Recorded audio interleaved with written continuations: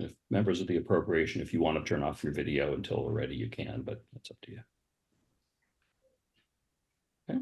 Good evening, everyone, and welcome to the April Fool's Day edition of the Northborough Select Board. My name is Mitch Cohen, and I will call this meeting on April 1st, 2024 to order. The time is 7:02 p.m. and I will read some opening remarks. This open meeting of the Northborough Select Board is being conducted remotely, consistent with Chapter 2 of the Acts of 2023 relative to extending certain COVID-19 measures adopted during the state of emergency. All members of the Northborough Select Board are allowed and encouraged to participate remotely. The Act allows the Northborough Select Board to meet entirely remotely so long as reasonable public access is afforded so that the public can follow along with the deliberations of the meeting. The public is encouraged to follow along using the posted agenda unless the chair notes otherwise. Members of the public who wish to view the live stream or the recording of this meeting may do so by going to Northborough Remote Meetings on YouTube via the link on the agenda. Ensuring public access does not ensure public participation unless such participation is required by law. This meeting will feature public comment. I will now go around the room for the members of the select board. Members of the corporation will be bringing you in when that agenda item is up. Make sure people can hear and be heard in the order on my screen. Lisa Maselli. Here. Kristen Wickstead. Here. Laura Zeiton. Here. Julianne Hirsch. Here. And let's see, we have Town Administrator Tim McInerney. I'm here. And Assistant Town Administrator Diane Wackel. Here. Excellent. And we'll have Jason Little come in a little while and perhaps some other kind folks. And with that, let's get started. First item on our agenda. Now, this is a special meeting, so we usually don't have public comment, but public comment is on the agenda and we always appreciate it. So if there is a member of the public who wishes to offer any input or questions, whether it's related to our agenda or not, feel free to raise your electronic hand. And I will say that our main topic tonight is continuation of the public hearing on the budget, so that if you have budget related questions, probably better off to wait until then. So again, if you have any comments or questions, raise your electronic hand. I'll recognize you. Give it another moment. Going once, going twice. Public comment is closed. We have 3 sets of meeting minutes, thankfully, to review and consider for approval. First up is January 22nd. I'll say on the 22nd and February 12th, there was a version distributed in the agenda packet. A couple of people had some comments on those, so updated copies were distributed around 4:30 this afternoon. So we'll be considering those that the board has seen, the roughly 4:30 p.m. versions of the January 22nd and February 12th. There were no amendments made to the February 26th. Is there a motion on the January 22nd meeting minutes? Mr. Chair, I move the board vote to approve the January 22nd, 2024 meeting minutes as amended. Second. Motion made by Kristen, seconded by Julianne to approve. Any other comments? All those in favor, Kristen? Aye. Julianne? Aye. Laura? Aye. Lisa? Aye. I also vote aye. Vote is unanimous in favor. Meeting minutes are approved. Next up, we have February 12th, 2024. Mr. Chair. Yeah. Sorry. Yeah, it's your turn. Mr. Chair, I move the board vote to approve the February 12th, 2024 meeting minutes as amended. Second. Motion made by Laura, seconded by everybody. I'll give it to Kristen. Any comments or questions? All those in favor, Laura? Aye. Kristen? Aye. Julianne? Aye. Lisa? Aye. I also vote aye. Vote is unanimous in favor. We have those approved. And next up is February 26th, 2024. Mr. Chairman, I move the board to vote to approve the February 26th, 2024 meeting minutes as Presented. yes. You got that memo. Thank you. Yes. Second. Motion made by Lisa, seconded by Julianne. Any other discussion? All those in favor, Lisa? Yes. Julianne? Aye. Kristen? Aye. Laura? Aye. I also vote aye. Vote is unanimous in favor. Meeting minutes are approved. Thank you very much to everyone in the office who got us up to date with those. Next up is continued joint public hearing with the Appropriations Committee. So on behalf of the Select Board, I don't think we have to formally reopen. I don't have to read anything because I read that last time, but I will say the public hearing is open again on our budget. And I will ask the members of the Appropriation to come on in, and Scott Rogers, as Chair of Appropriation, I suggest you may want to call your meeting to order and do your usual things. Yeah, thank you, Mr. Chair. So I'd like to call to order the Appropriations Committee meeting of April 1st, the board, Select Board. Members, as I call your name, if you can just answer in the affirmative to know that you can hear and be heard. George Frankel. Here. Janice Height. Here. Tim Kaler. Here. Jeff Knight. Here. And that's who we have this evening. Thank you, Mr. Chair. Thank you very much. So when last we met, there was a version of the budget that was updated just before the meeting. So we thought it would be good to give not just Select Board Appropriations members, but of course the public an opportunity to read before we close the public hearing, to offer any input or thoughts. Before I ask for input, is there anything new, either in the budget or related to the budget, that you want to tell us about, either Tim or Jason? I can tell you that obviously the Appropriations Committee and the Financial Planning Committee is still working on articles, including the budget. So you know that. And I think Thursday is a meeting for the Appropriations Committee. There's no changes to the budget we presented last week. We have been updating the Munis accounting system. You all know what we use for a financial software accounting package. So Jason has been adding data and numbers into the line items that correspond with everybody's submittal. And I've been working on a budget message that'll encapsulate a summary of the 79 million in general fund dollars that we'll spend, and then the additional 6 million or so for enterprise funds. So you've still had a total of 86,767,000. Two other pieces of just information that I'm trying to get out to the public. I know I've talked about this in the past. A few website improvements with the town administrator's corner, where I envision there'll be a warrant, and then there will be information for every article, along with a short video clip that we started Friday shooting at local cable, just to give people baseline information on the articles instead of just walking in looking at 66 at town meeting. Town meeting warrant article 66 is a lot. It can be overwhelming. So there's two reasons for that approach. One is we want people to feel like they can call us ahead of time and ask questions. If they don't sit through these meetings, at least we can be there to answer questions ahead of the meeting.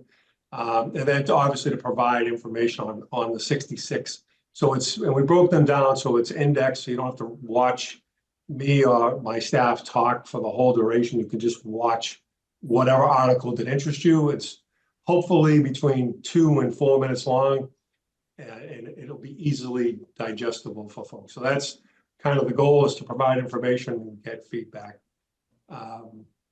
So those are the 4 or 5 things that we've been working on since last week. Nothing substantive towards the budget because it hasn't changed at all. Okay. Jason, anything you want to tell us before we open it up?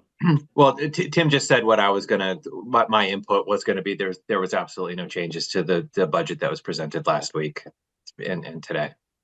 Fantastic. Scott, on behalf of the Appropriations Committee, Lisa, I just saw your hand go up a second ago. Hold on 2 seconds. I just want to see if there's anything new you wanted to offer before we start talking about the budget. No, nothing specifically. As Tim mentioned, we've got a few items still to review. A little bit more deliberation on some questions that were asked to different departments is backed up in context for some of their requests, but we plan to get through those on Thursday night, and all is scheduled that we would take our final votes on the financial articles and be able to finalize our committee report all in time for town. Fantastic. Thanks, Scott. And Lisa, you've got your hand up. It's on your mind. Yes. Two different things. And back to what Tim was saying, we asked, I think last week, about maybe getting a mock-up town meeting at the senior center. And I was checking to see what happened with that, because we haven't got a lot of time left, so we're going to have to give Kendra some time. Do you know where that where that is right now? Could I, not to interrupt, but could I make a suggestion that maybe we cover that under the next agenda item, advertising strategies for town meeting? I think that might be a good spot for that. Okay, Just all a, right. just a thought. Well, just following up on what Tim had talked about with the videos. Okay, hang on, I got a reading issue, so I have to be able to read what I wrote. All right, and then I guess if you want to talk about that meeting, then I can wait for those questions. But then I had one for the Appropriations Committee that I sent. I was hoping to do it sooner than this, but I sent it out late today. And I presented it to Tim, Scott Charpentier, and Scott Rogers. Tim, should I just read what I wrote? Yeah, I would, and then if we can ask the chair to let Scott in, because there's some detail there that he would only know. Okay, all All right. right, I'll bring Scott Charpentier in advance of that.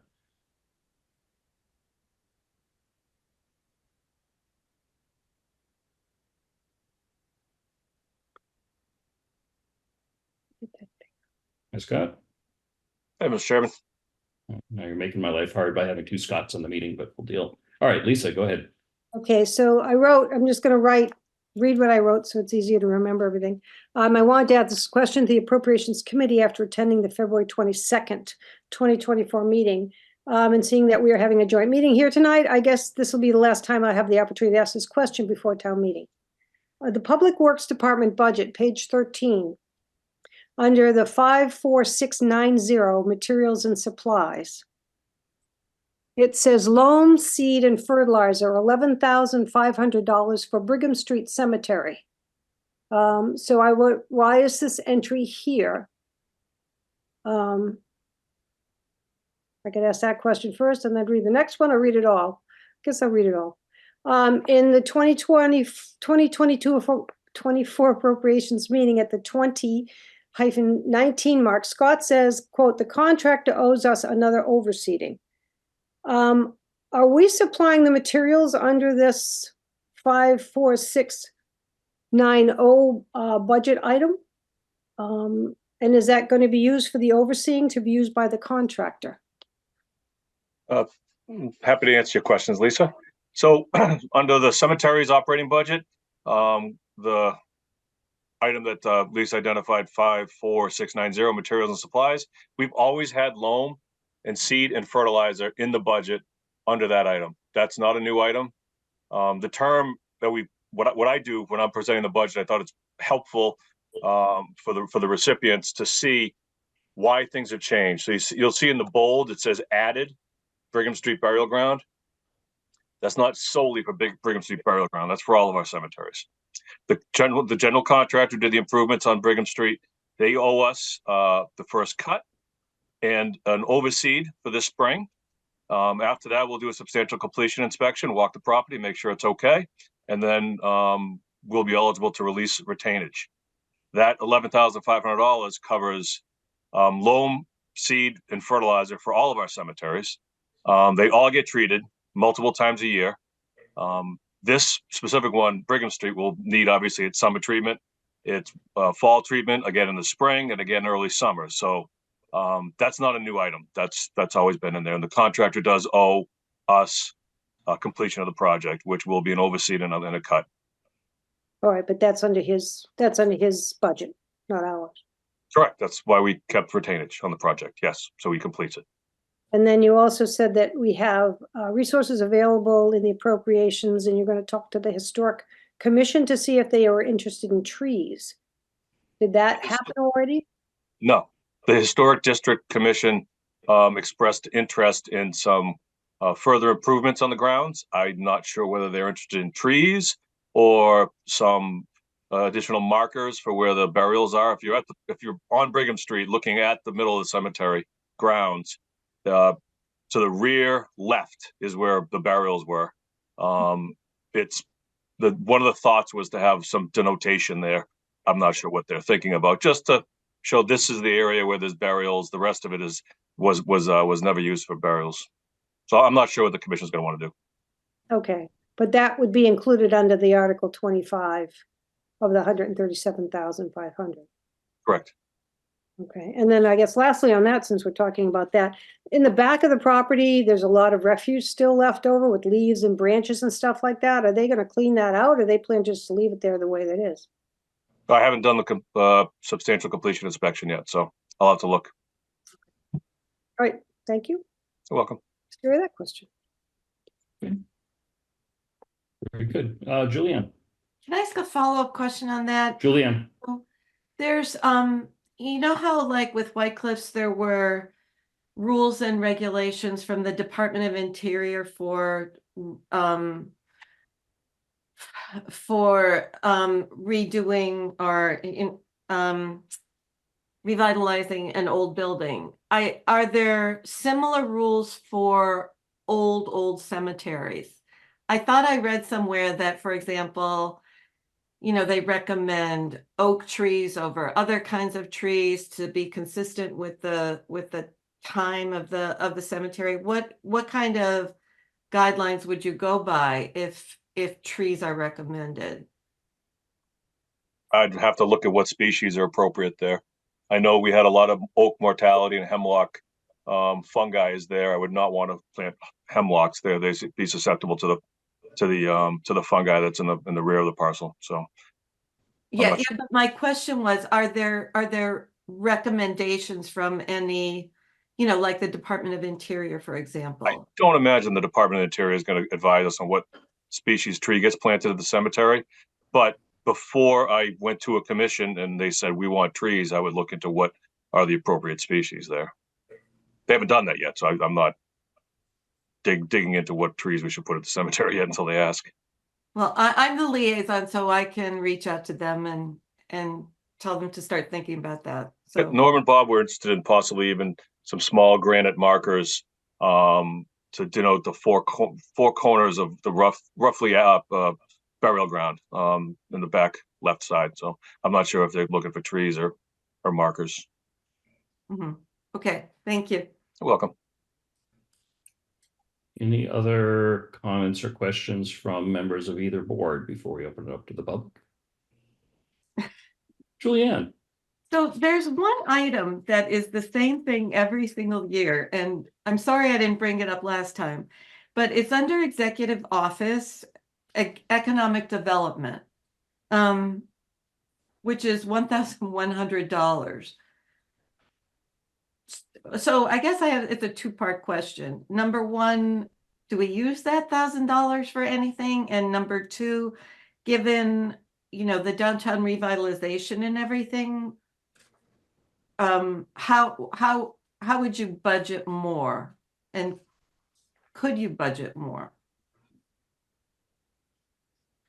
I'm going to give you a longer answer than you probably want, but when I was walking in the store, in December, I long thought of an economic development coordinator, and you all in the CIP's Master Planning Implementation Committee were thinking along the same lines. So that would be a position that we could certainly need, use, and benefit from, but it didn't make it into this round. As for the 1,100, I don't know the exact answer to that because I don't have that budget document in front of me because I wasn't sure what the questions would be. But Diane, I don't know if you have the document close just to find out what that 1,100. I don't know if it's a CMRPC assessment or if it's that's usually in the planning department. So I don't know where that 1,100 resides and what it goes for. Yeah, I can look into that. Okay, so basically you're saying that it's too late to put some money into that right now? And well, I would say yes. I wouldn't want to make any more adjustments to the budget. Just at this point, we think we have it balanced. We have, some feedback from financial planning and the appropriations committee in terms of what people's tolerances are for budget increases and tax increases. So if there's another way to fund it, maybe that's a discussion we can have separate from the operating budget in 25. Oh, interesting. Okay, all right. I saw Jason Little's hand go up, maybe with an answer for that 1,100. Yeah, I was just going to say that I know that budget's typically only covered our dues to the Corridor 9 Chamber of Commerce. That's simply been solely used for that in meetings of the chamber. Oh. Okay. That's historically what that budget line's been used for. Mhm. That was going to be my guess. That makes sense. Thank you, Jason. You're So welcome. do we always just decide to do that, or we don't discuss it, or? I mean, the benefits and the pros and cons of keeping everything the same way? Where does that come in to talk about? Oh, we know, I guess Jason doesn't have anything to say about it, but Well, I mean, if you're asking me specifically through the chair, my answer for that would be that that's one of the budget lines that's controlled by the town administrator's office. So it would be up to them what they submit under that. You know, it's been a longstanding practice that the administrator's office has belonged to the chamber and participated in that process with them. I think, as Julianne hinted, I think it's a good idea for the board to have some serious discussions about economic development. And I similar to Tim, when I got involved with Northborough government, I was shocked that it was neither a committee nor a person dedicated to economic development in the town of Northborough. And that's really surprising. And I think that's something we should work on. And, we can't solve that right now for this budget, but I think we should talk about that soon. And Laura, I see your hand up. Yeah, along those lines, I would love to see a list of what the benefits are of that membership. I mean, because I haven't seen anything about it. I don't know if there's events we'd be participating in, or if there's activities that might benefit the town. So any update on that would be really greatly appreciated. I know I just sent an email to local businesses to participate in one of their free business expos. So I use local cable and I used the clerk's office to promote that for our business community. So there's a conduit there. I don't know if the 495 partnership is another membership that might come out of there. So there's a couple that we can look at for memberships that we've been a part of and look at the benefits. Obviously, from an economic development standpoint, you want to have those relationships with whether it's Route 9, the corridor or the 495 partnership. And I don't know what the dues are for that particular one. Is that something that we can participate in, or is that only for businesses? In terms of going to one of their events? No, it's a municipal, I mean, even though you're a member, they have either full fee or reduced fee for their business breakfasts. So you can attend. If you attend as a town municipal, you're going to pay a reduced rate for the breakfast versus a non-member rate. So yeah, there are benefits to you. Thank you. Lisa. And on that, Tim, do you know how many businesses that we do have that belong to it from the Northborough perspective? I would venture to say that mostly all retail and hospitality, food establishments would have it, but I would have to look at the exact number. I don't know off the top of my head. Yeah, we should probably check on that, see how well it's worked. And I think because there's a Marlborough, sorry, I didn't mean to interrupt. I think because there's a Marlborough chamber and a Westboro chamber, and I think Northborough businesses can go both directions. So maybe a fun topic to take a closer look at in the future. Yeah, no, I agree. I think talking economic development as a whole would be something important for this board to do. Thanks. Any other questions or comments on that item? Any other questions or comments in general from members of either board before we open it up to the public? Okay, this being a public hearing, if you have any questions, comments, input, or anything else on our annual budget, please raise your electronic hands and I'll be more than happy to recognize you.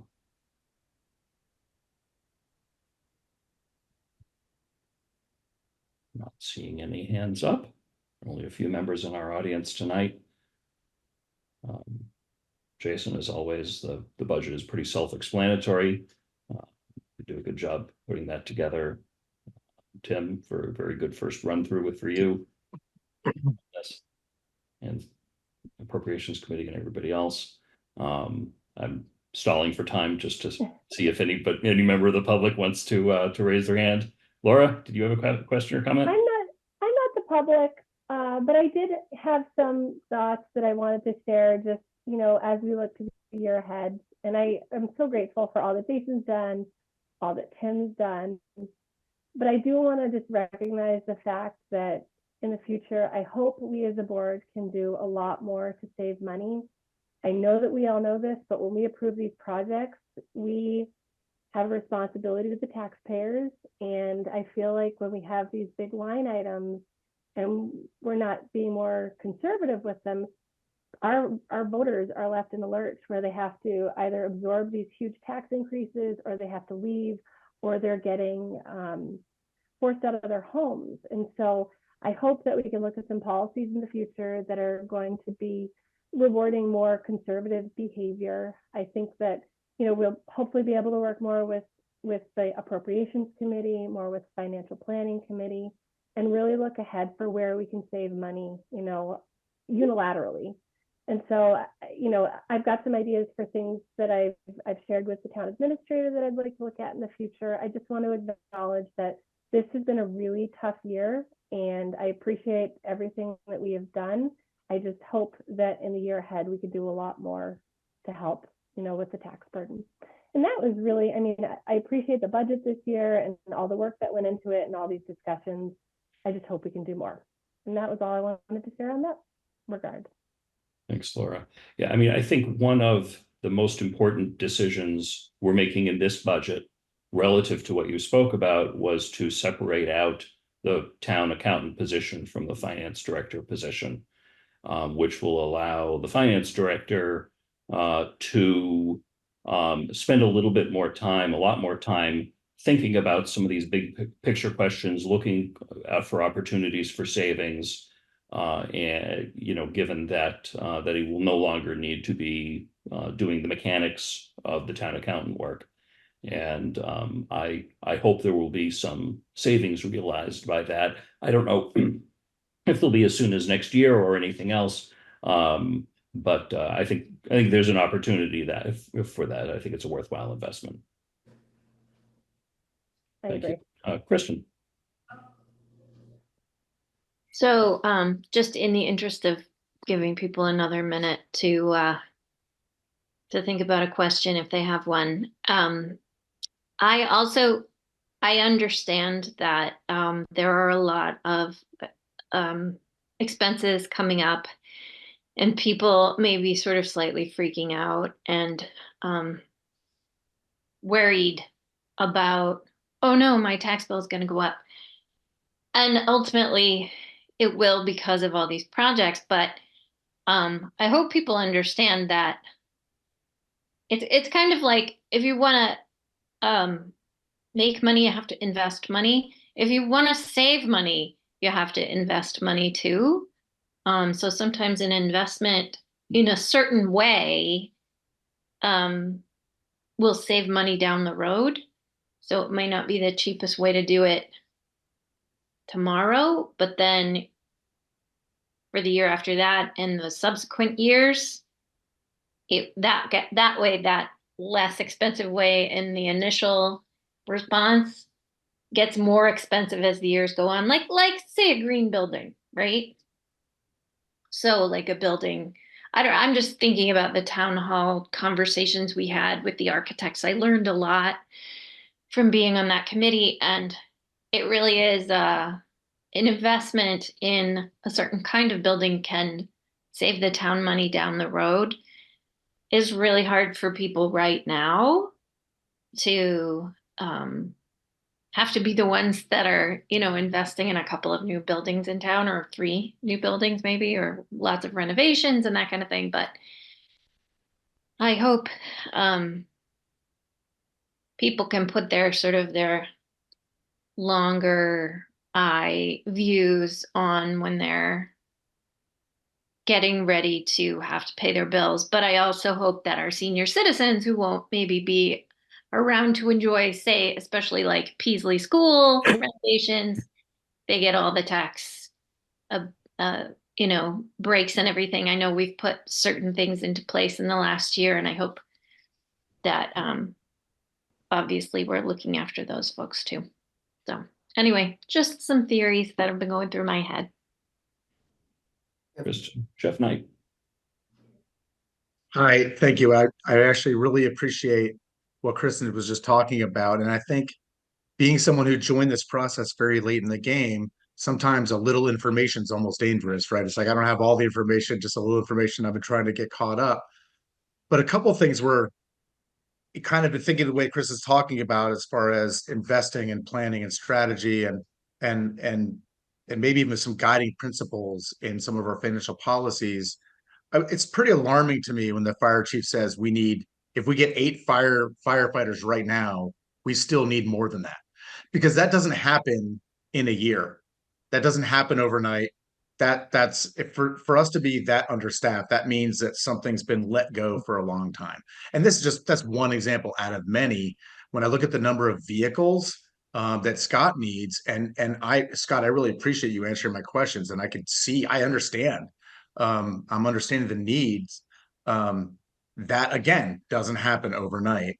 I think George at our last meeting made an outstanding point about, when we accept grants, we don't always know at the time that we're accepting a grant what's going to prevent a structural deficit when the grant time ends out. So I just think that getting the town accountant in place so that we have a kind of that more of that financial planning aspect and kind of coming up with some guiding principles that we can all one, have far more time to plan this process, and I think a little more interaction and just a little more strategy, because like I said, I think I feel like we're treading water right now. That's what it feels like to me, is that this is a water treading year, and nobody likes to hear that, and no one likes to experience that. So I think that our goal should be that 5 years from now, we already knew what was coming. We've been planning for it, and we have an idea for how we're going to handle it, and we're there. So anyway, I just wanted to kind of echo what Kristen said and just add that little piece. Thanks. Thanks, Jeff. All right, I will ask the public. Oh, good, Julianne. So to pick up on that train of thought, oh gosh, I'm sorry about the dog. So if Jason is going to have more time to do planning, will our financial planning committee be able to, meet earlier and really lay out I would advocate for a 10-year plan.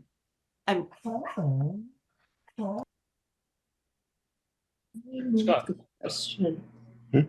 Yeah, let me The question. answer kind of Jillian's question from one perspective. I think it's come up in both appropriations and financial planning that this year was a compressed time schedule, but that moving away, or even in a normal calendar year, often those committees ramp up in preparation for the budget and in preparation for town meeting, rather than having meetings throughout the entire year. And so I think you'll see both financial planning and appropriations that there'll be additional meetings for the sole purpose of more strategic planning. I think financial planning will have a meeting in May after town meeting. Appropriations will get started early autumn, early fall, rather than late into December. So that's Juliet, something's going to happen in both those committees, that they're meeting in addition to the normal budget reviews or capital plan reviews. And that's an opportunity. We'll talk a little bit more appropriations, but George has some really good ideas that he submitted to the committee on some future strategic elements, and we'll be taking those up. And I think you'll see both committees meet throughout the year rather than just in ramping up for budget season in town. Thank you. Scott. I appreciate that. Oh, thanks. I just wanted to add one element, which was one thing that got missed this year was the meeting in the annual meeting in December, where we typically lay out the financial trend monitoring system, whereby we look back at trends, try to identify anything alarming or that would cause fiscal distress to the community. We also try to put together a context for leading into the budget season of a 5-year projection and looking at where it's going and looking, and then having a solid capital plan that feeds into that. And I think going forward, whether it be 5 years or 10 years, and I think we're starting to see the value in extending those projections out further, because we have some pretty big projects on the horizon. I mean, we're seeing them like starting to move into the timeline of the feasibility study for Peasley School, and the town hall project was a TBD in our plan for the longest time. And it's, when it's TBD, it's not zero is the point. It could be a escalating quickly construction cost for some of these projects. So we definitely need to get back to a less urgent cycle next year. So I see that, there was the changes in personnel that happened this year, and it's not an excuse as much as it's just where we are timeline wise. So I think that the next year, I think just having consistent staff is going to be an important thing to work through for the next year. And I just wanted to add that I can't stress enough how important I think doing some financial projections of the cost of these things going forward and coming up with a plan to how are we going to pay for this capital. We look at these capital, we're on a replacement schedule a lot for all these vehicles, and there's a need for them, but they have to play into there has to be finances involved to support all of those. And that's all I wanted to add. Thank you, Jason. Lisa. Thank you, Jason. I totally agree with what you're saying. And I think, this has been a very unusual year, certainly with so many people who did leave, and separating people who have been doing 2 positions instead of just one. Just having everything come at once. I think that that for so many years, the buildings have just languished, and that's why we're in the mess we're in today. That we'll replace our vehicles in a 5-year, but if the roof's leaking, it shouldn't be more than a month before that leak is fixed, because it isn't just the roof, it's everything that falls under the water. So part of the roof, part of the insulation, part of the floor, all sorts of damage that's caused by water shouldn't be waiting until a year or so of appropriations coming in and getting money for that. There's this huge damage in a lot of these buildings that we have, and they're let go for so long that there's so much more expense on the other side of having to fix that.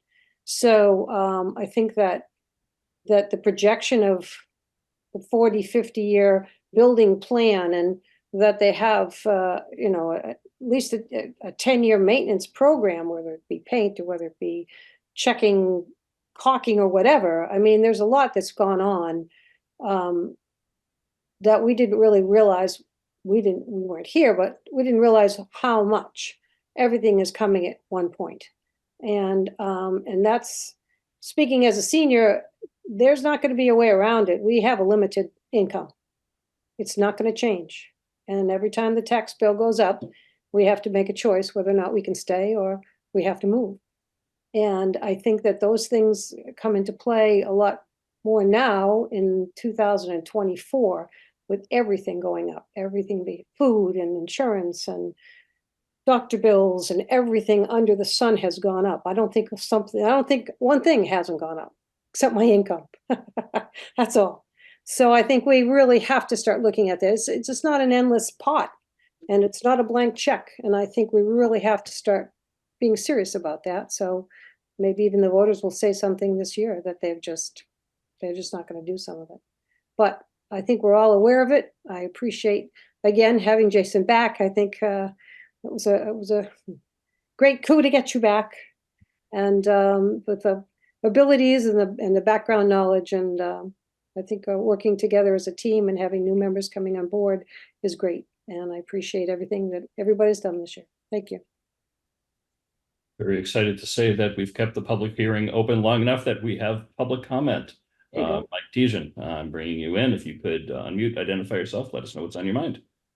Yeah, hi, thanks. Mike Tejan, 30 Auger Ave. Just wanted to say, to echo some of the comments I've been hearing, just Yeah, there's a lot of families in Northborough that have to say no to a lot of things that they want, or even a lot of things that they need. And seeing the expenses that are coming, the increases in single family home taxes, there has to be to really echo like Laura's point earlier, maybe a harder and harder look at some things that we maybe even need or really want, but unfortunately may have to start saying no to more things to ease the tax burden on the taxpayers here in Northborough. Thanks. Thank you, Mike.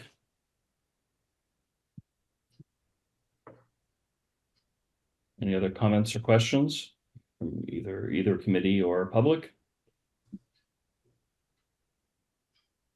Going once. Going twice. All right, is there a motion to close the public hearing? Mr. Chairman, I move the board vote to close the joint public hearing with the Appropriations Committee. Is there a second from the board? Second. Lots of them. Motion made by Julianne, seconded by, I think I heard Laura's voice, seconded by Laura. Any discussion on closing the public hearing? Scott, any objection to closing the public hearing at this time? No objection, Mr. Chair. Okay, very good. All those in favor, Julianne? Aye. Laura? Aye. Lisa? Aye. Kristen? Aye. I also vote aye. Vote is unanimous in favor. Public hearing is now closed. Thank you very much to the Appropriations Committee and, of course, the staff for putting together this budget process. I'll be the millionth person to mention it. This was a compressed timeline, and I'm very happy we've got to this point where we are. Scott, if you want to do any particular business to adjourn or do anything else, now would be a good time. No, just express my my appreciation to staff as well, and the department heads on the presentation of their budgets. It was we can say that we didn't do as much as we wanted to, but boy, did we get everything done in a compressed time. And it's amazing how much we did get done. That's, I guess, that's the kind of way to look at it. So I will entertain a motion to adjourn the Appropriations Committee. I motion we adjourn the Appropriations Committee. Moved by George. Second. Thanks, Janice, Jeff. second. Or I. We'll give it. We'll give it to Jeff. He was on screen. Okay. Let's make a roll call vote. George. Aye. Janet. I didn't hear Janice. Yeah. Have her shout out one more time. Janice, go ahead Aye. again. Thank you, Jeff. Did you hear her? Okay. Yep. Jeff. Aye. Tim. Aye. Scott Rogers is also aye. Thank you, everybody. Bye-bye. Thank you, Thanks, everyone. Good appropriation. night. Thank you. Bye, everyone. Thank you. Thank you. Bye. Good night.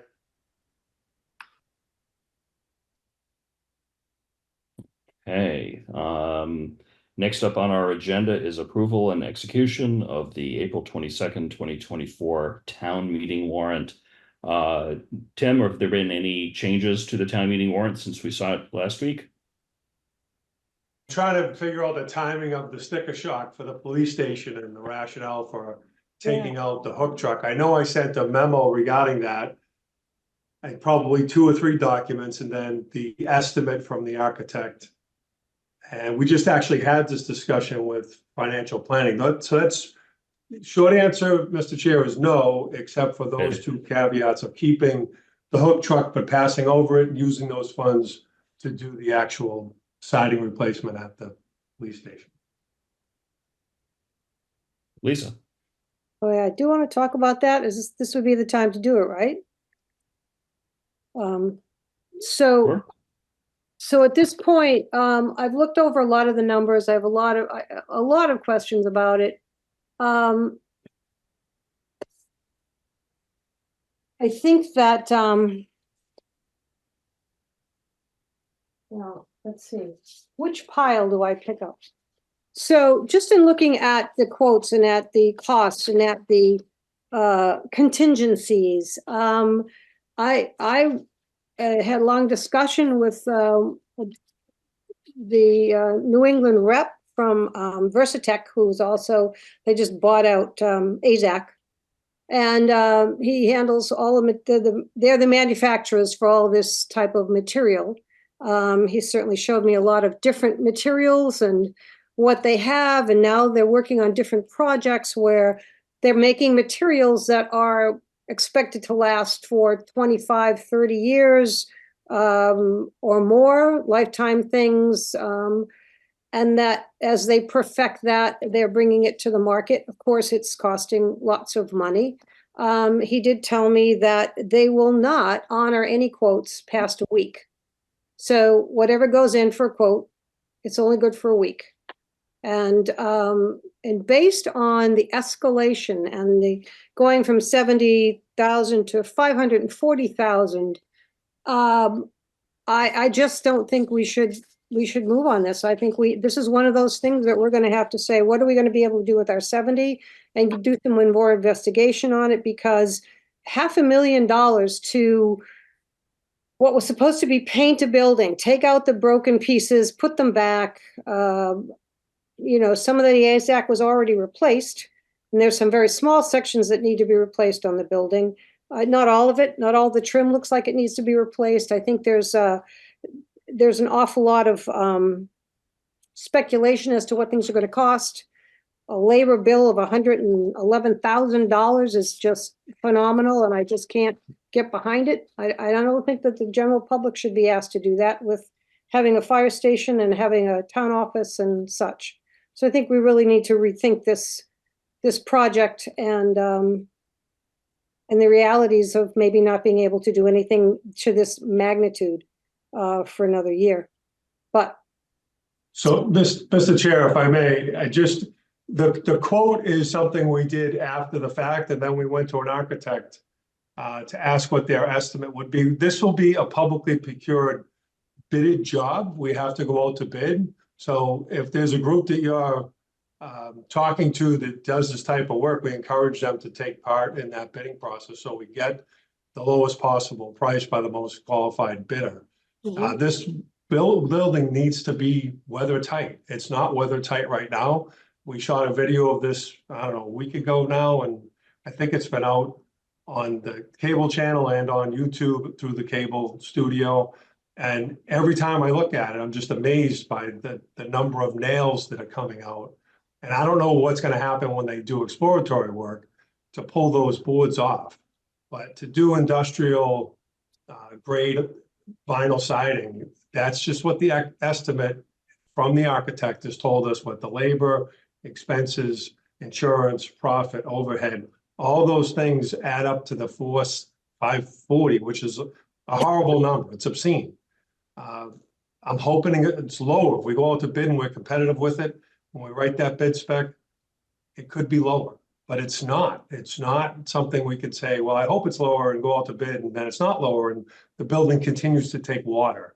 That's just not a responsible thing for us. I wish we didn't have to discover it at a late hour as we did. But I think, you know, everybody talks about this time crunch, but in a lot of ways, these committees have worked together to find the best answer given that compressed time frame. Because we had the 70,000 last year. We added 130 based on an estimate that we came back, we were going to add it to this warrant article, if we remember correctly, and get to 200.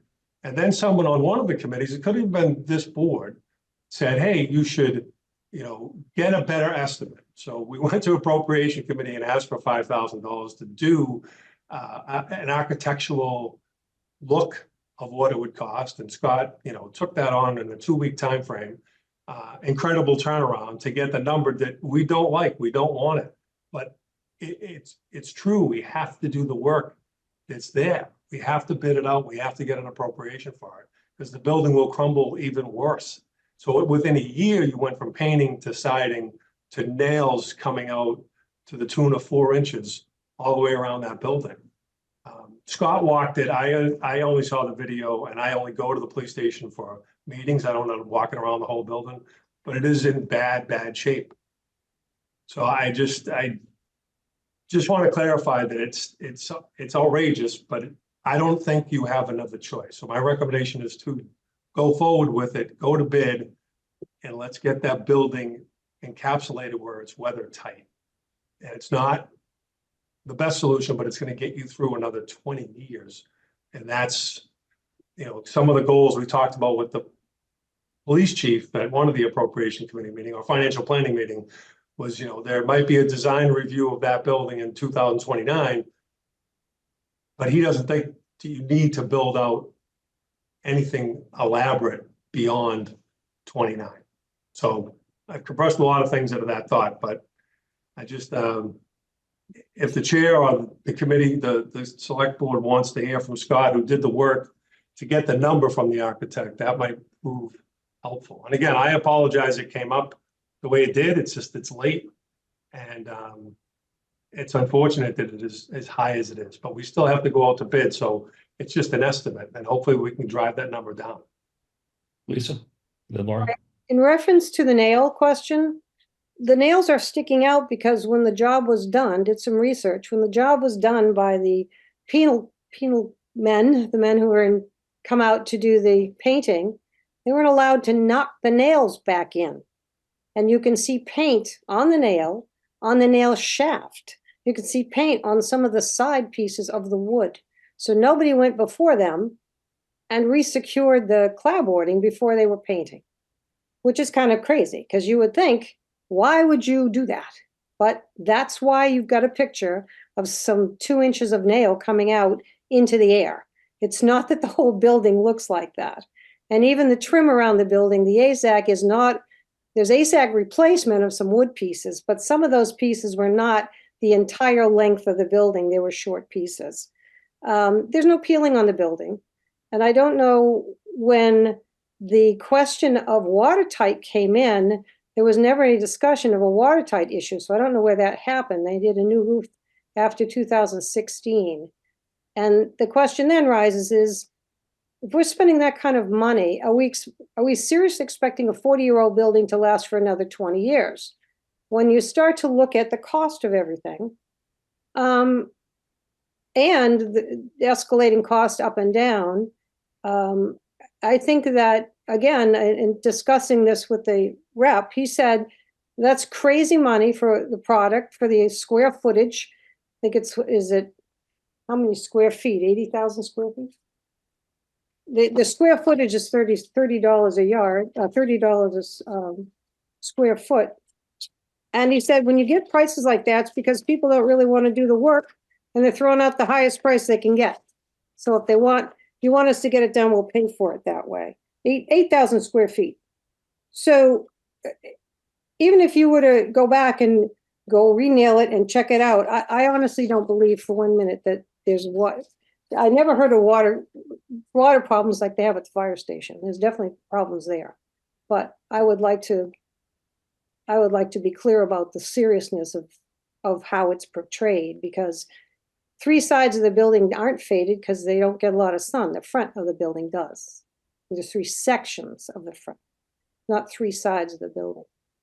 So as much as the videotape was made, I'm afraid the video might have been a little bit slanted and not as real as when we walked around it.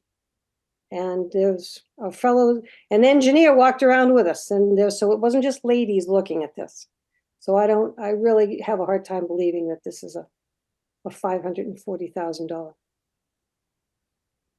job. So can I just ask a clarifying question, just so we should not secure the building for this year? I can hit nails in it. It doesn't, I don't see why. Number one, I find it hard to believe we have to pay $5,000 to ask an architect to do a job that some people will go out there and quote on if they want the work. $5,000?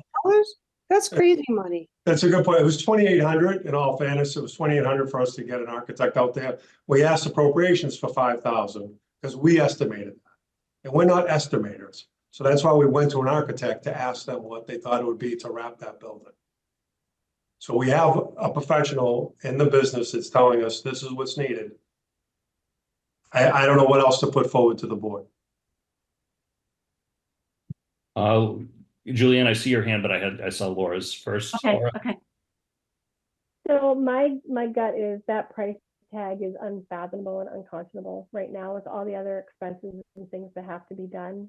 And I would really prefer to get an estimate that is in line, but 540,000 is way too much for this project when we've got too many other expensive projects on the horizon.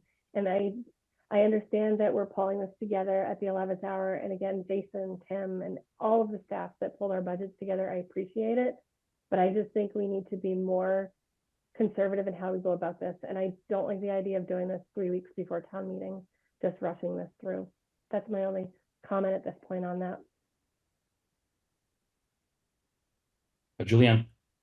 So Tim, what would be the timeline on this? So you say if it passes town meeting, it goes out to bid.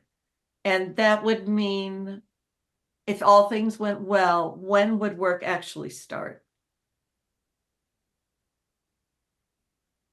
I couldn't even hazard a guess. Once we get to town meeting, if it were to pass, we have 2 months before the beginning of the fiscal year. If we bid it ahead of that, because obviously we don't have the appropriation until the fiscal year begins. July, it's probably 45 days if it starts then. So it's August 15th, maybe September 1 is when work starts. I don't know the timing. And Scott unfortunately signed off because he's ill, so he knows those particular details. All I can tell you is just look at your history in terms of you had an estimate for 70,000. It wasn't enough. And then we thought we could get through with another 130 to get to 200. It wasn't enough. We have to publicly procure. We have to go to bid competitively. We think because we have an architect's estimate that 460 or 540 will be enough. If you wait another year, it's going to be higher. That's all I'm going to tell you, because I know the history, right? 70, 30, 200, and now I'm at 540. Yeah, but those were different projects. 70 was just a they were, but the time and rain and water and sun has made it worse. It's exacerbated the problem. Same thing you have with the cost for the new fire station versus the estimate from many, many years ago versus the brick building that's now taking water, that's not wood, it's probably newer than the police station. I don't know the time of that building for fire doing brick. Brick makes perfect sense as a substance to build. Wood is not supposed to last you that long if you don't maintain it. Oh, can I just add one thing through the chair? Just on the basis of mechanics, anything that's free cash or available funds are used to fund the articles. Those would be available immediately after town meeting. Just to clarify that point, the funds would be available after town meeting votes it. And typically, in our warrant articles, we make it clear that it's would be available immediately in our votes that we make. We make that explicitly in the motion. And this particular article was proposed to be 100% available funds. It's the $70,000 painting article being reappropriated and $470,000 of free cash. So that would be available immediately to move forward. So that's good to know. So that timeline could be accelerated, right? Yeah, it would be right. It'd be May 1. We're hitting the ground with design specs to get them on the street. Okay. So you pick up 45 days anyways. Okay, and one more question. We're looking to invest $500,000 in the exterior of the building. Are you saying that the interior of the building is just fine, or are we looking at big expenditures on the interior of the building?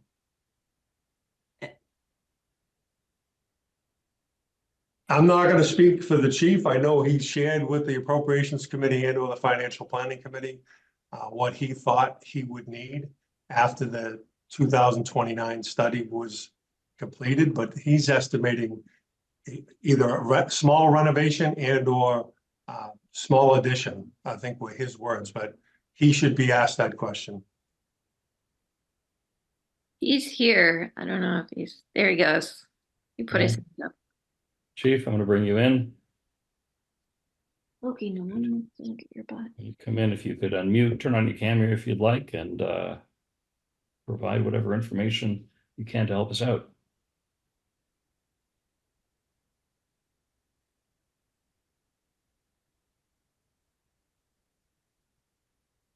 Hey, everybody, can you hear me? We do. Sorry about that. I'm trying to get the camera going here. We don't see you, but that's all right. Here we are. Hey, How's everyone? Hi, Chief. Happy April Fool's Day, everyone. Yeah, same to you. Make Um, sure you're so- telling the truth. Yeah.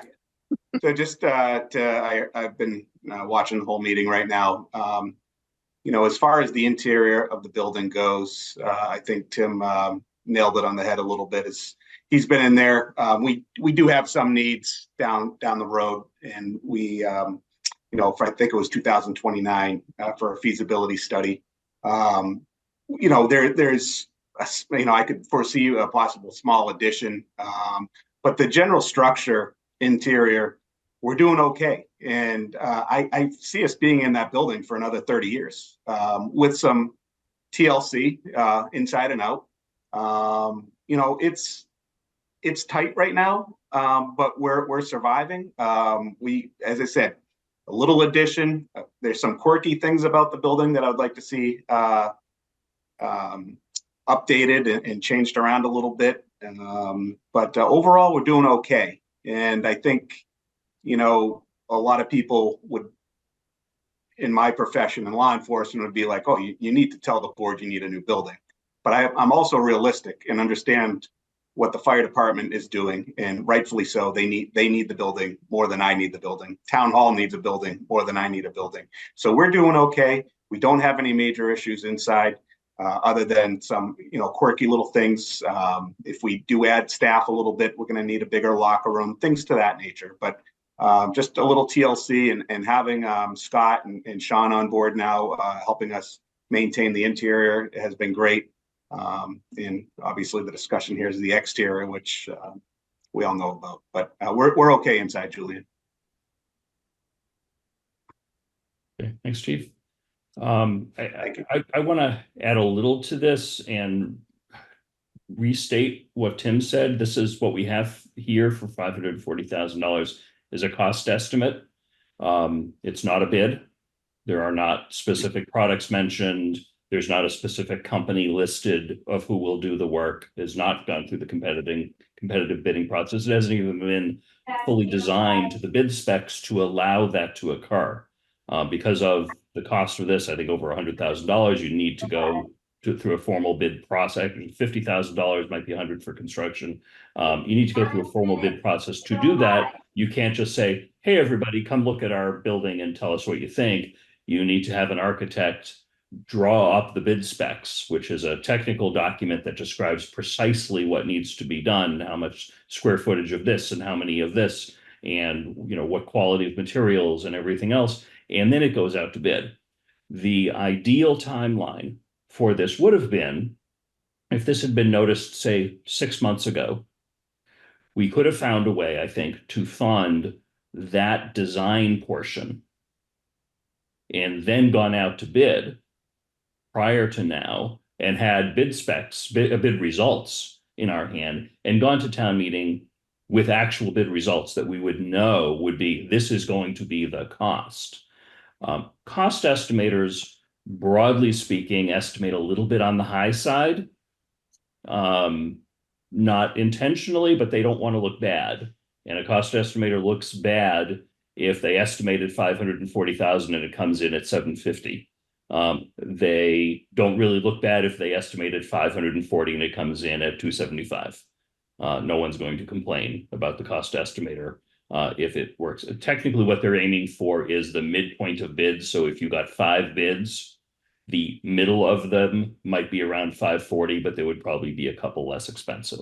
That's usually the way that cost estimates wind out. So we, at this point, because this is when town meeting is, if we're going to try to fix this problem this year, the best number we have is $540,000. I think we all have reason to believe it will be less than that, but we don't know how much less than that. And I don't think it would be appropriate to specifically ask for anything less than that. This is the number we have, and we can decide to just not do it and go through that process and do the design work and come back next year with a bid number. The condition of the building will worsen between now and then, and it will end up costing more. Laura. I guess it's hard for me to keep hearing, like, if we don't do this now, the price is going to go up. If we don't go, it's a hard way for me to make a decision because we are rushing into this. And my preference would be, let's go through that process and let's get a really accurate idea and hard numbers that are true, and then come back. And if that means the fall, it's a few months, it gives us the time to really make sure that we are being responsible with the residents' money. Because if we ask for 540, we're going to start taxing off of that number, and it's just not fair. Working, okay, let me understand. So if I'll let Jason explain it, but we tax based on actual expenses, not based on the appropriation. Okay. Jason. Oh, I would just add that this has no additional taxpayer impact in that it's being funded with proposed to be funded with available funds, and not, it is taxpayer money in that the taxpayers get a choice in what we do with the free cash and available funds, but there would be no added tax impact as a result of the $540,000.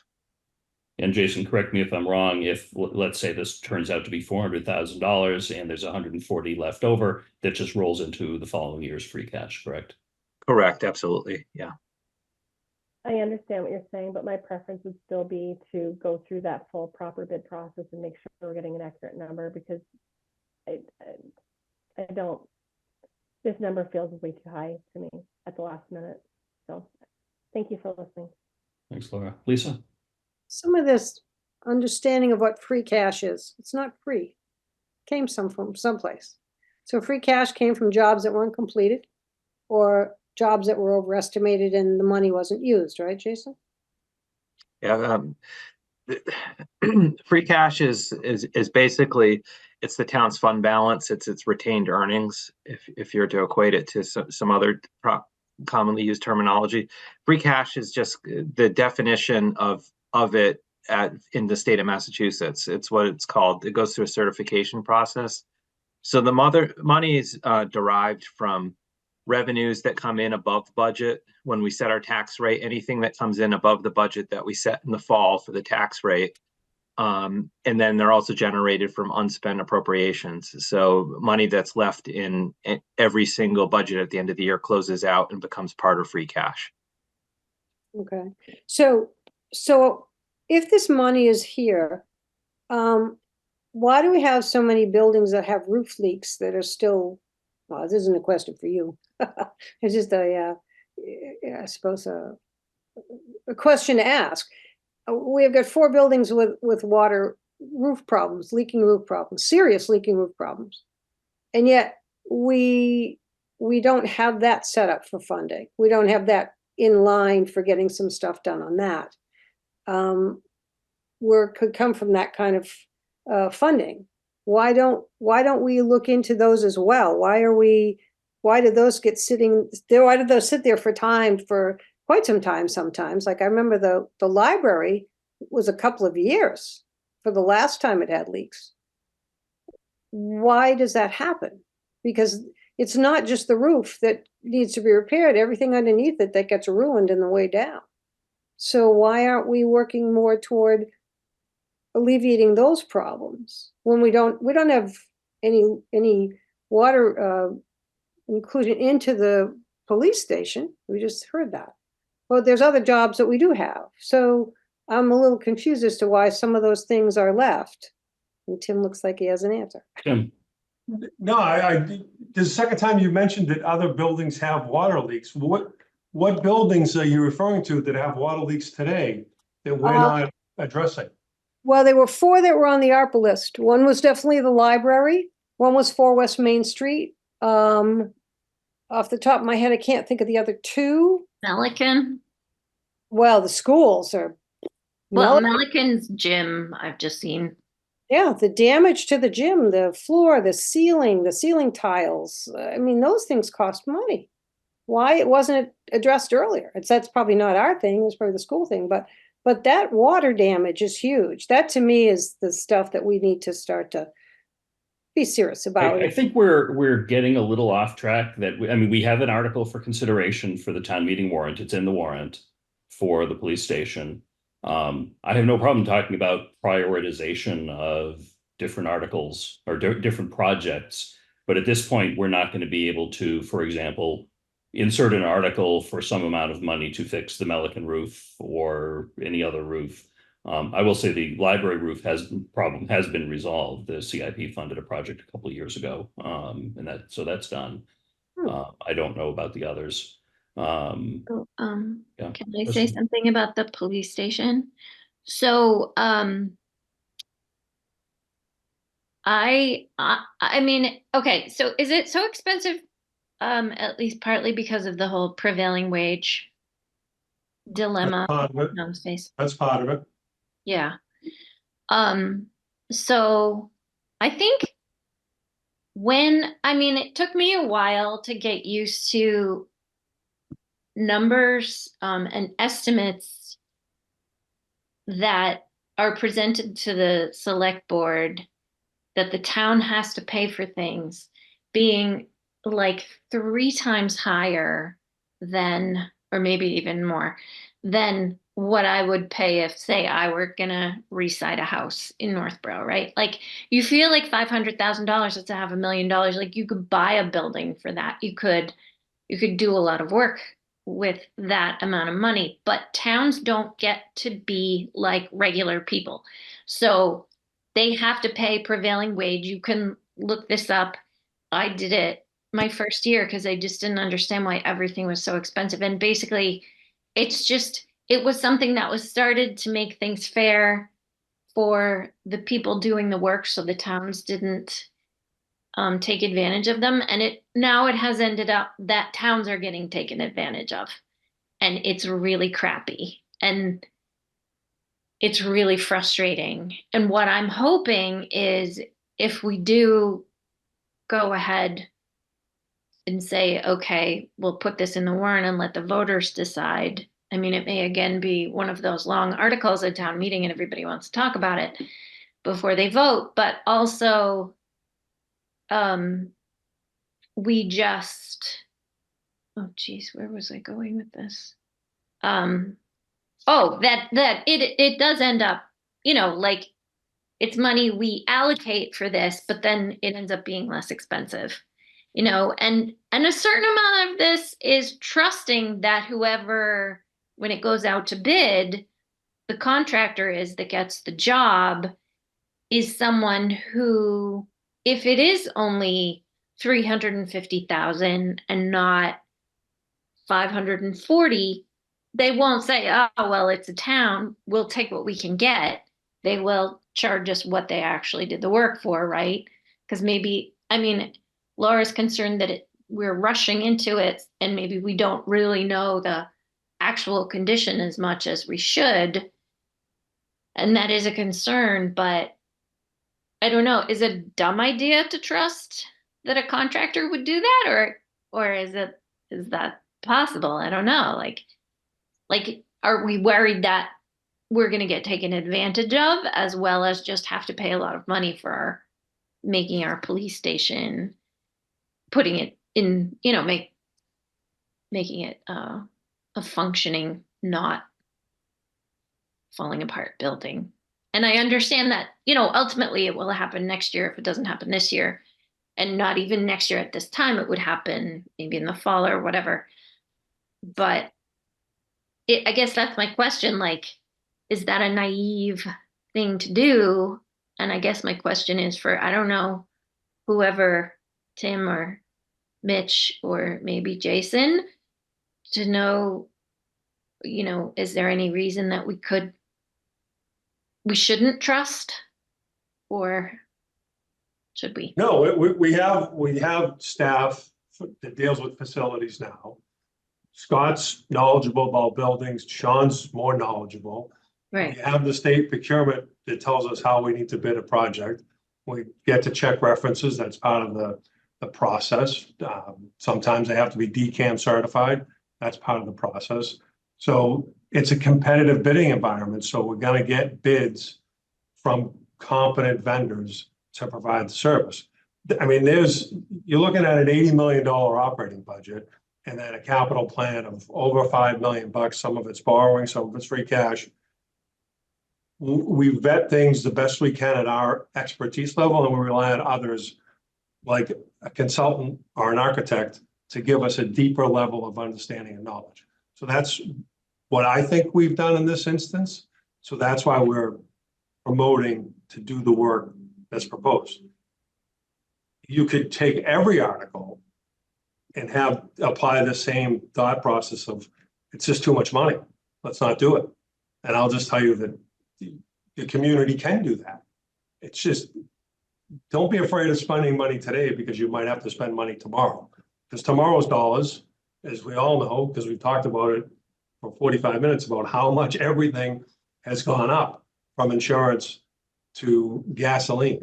So it's not going away, but that doesn't negate the problem that you still have. You have a building that is deteriorating before your eyes. And we're proposing to fix it with a horrible number. It is, but it doesn't change the fact that I would recommend you still should do it because it needs to be done.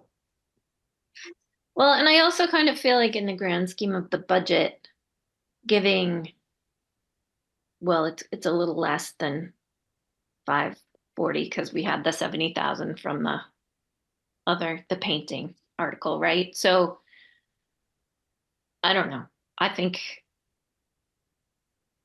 in the grand scheme of the budget, it's a little easier to swallow that amount of money going towards keeping the police station in good shape is something I can swallow. A couple additional thoughts. I'll get to you in a second, Juliana. I want to say before I forget what's on my mind.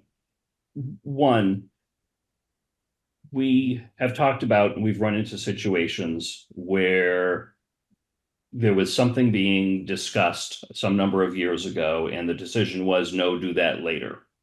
The fire station construction project is the most glaring example of that, of what happens over time. Things get more expensive.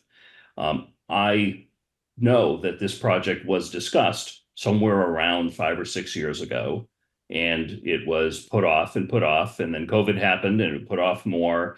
And then it turned out we couldn't get inmates to do the work the way that, perhaps some people thought we could. Now, a project that was probably 5 or 6 years ago was probably just a simple restaining project with a little bit of repair is now a lot more. I fear that if we go ahead and say, no, do it later, we're doing exactly the same thing that none of the people on this call were part of that decision 5 or 6 years ago. But that's kind of where we are. I don't want us to be in that same position where in a couple of years, someone looks back at us and says, you should have done it because it would have been cheaper. And now it's even worse. And now there's even more deterioration. The other thing that I'm going to suggest is that what we're talking about now is trying to get town meeting appropriation of $540,000 so that bids could be drawn, the specs can be drawn up and it can go out to bid. We hope it will be lower. I've heard the DPW director talk about the way that this was estimated is with high-end commercial siding, something that might last 40 years. Looking at the estimate, the siding item for just the material of the siding is $235,000 of the $540,000 of that, plus a number of other things in there that add up to that is just material costs just for the siding.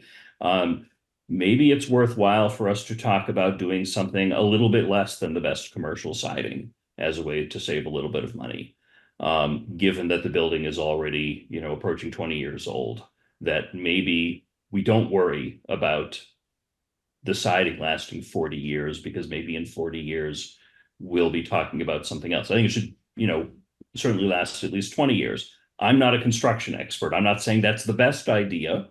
But maybe my suggestion is maybe we ask Tim to ask Scott to go back to the cost estimator and say, hey, can you just punch in a different number? Put in a step or two below, something that's still good but might last 20 years instead of 40 years. Put that into that siding item to see how much that drops down. That's a quick thing. We could probably, I'm sure we could have that number by town meeting so that at least we can talk about that as, an option. And then once town meeting approves the funding, we can still direct the department to go ahead and spend things in a particular way and write up the bid specs using, again, if we feel as a board that we want to use something less than high quality commercial materials on this, then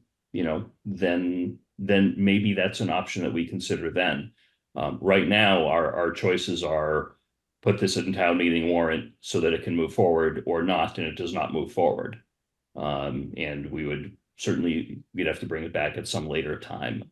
My hope is that we can get this work actually done this summer. And if we put it off, we will not get it done this summer. So those are my thoughts. And Julianne, you had your hand up. Yeah, so I just want to make sure that this public bidding process, we're all clear about this.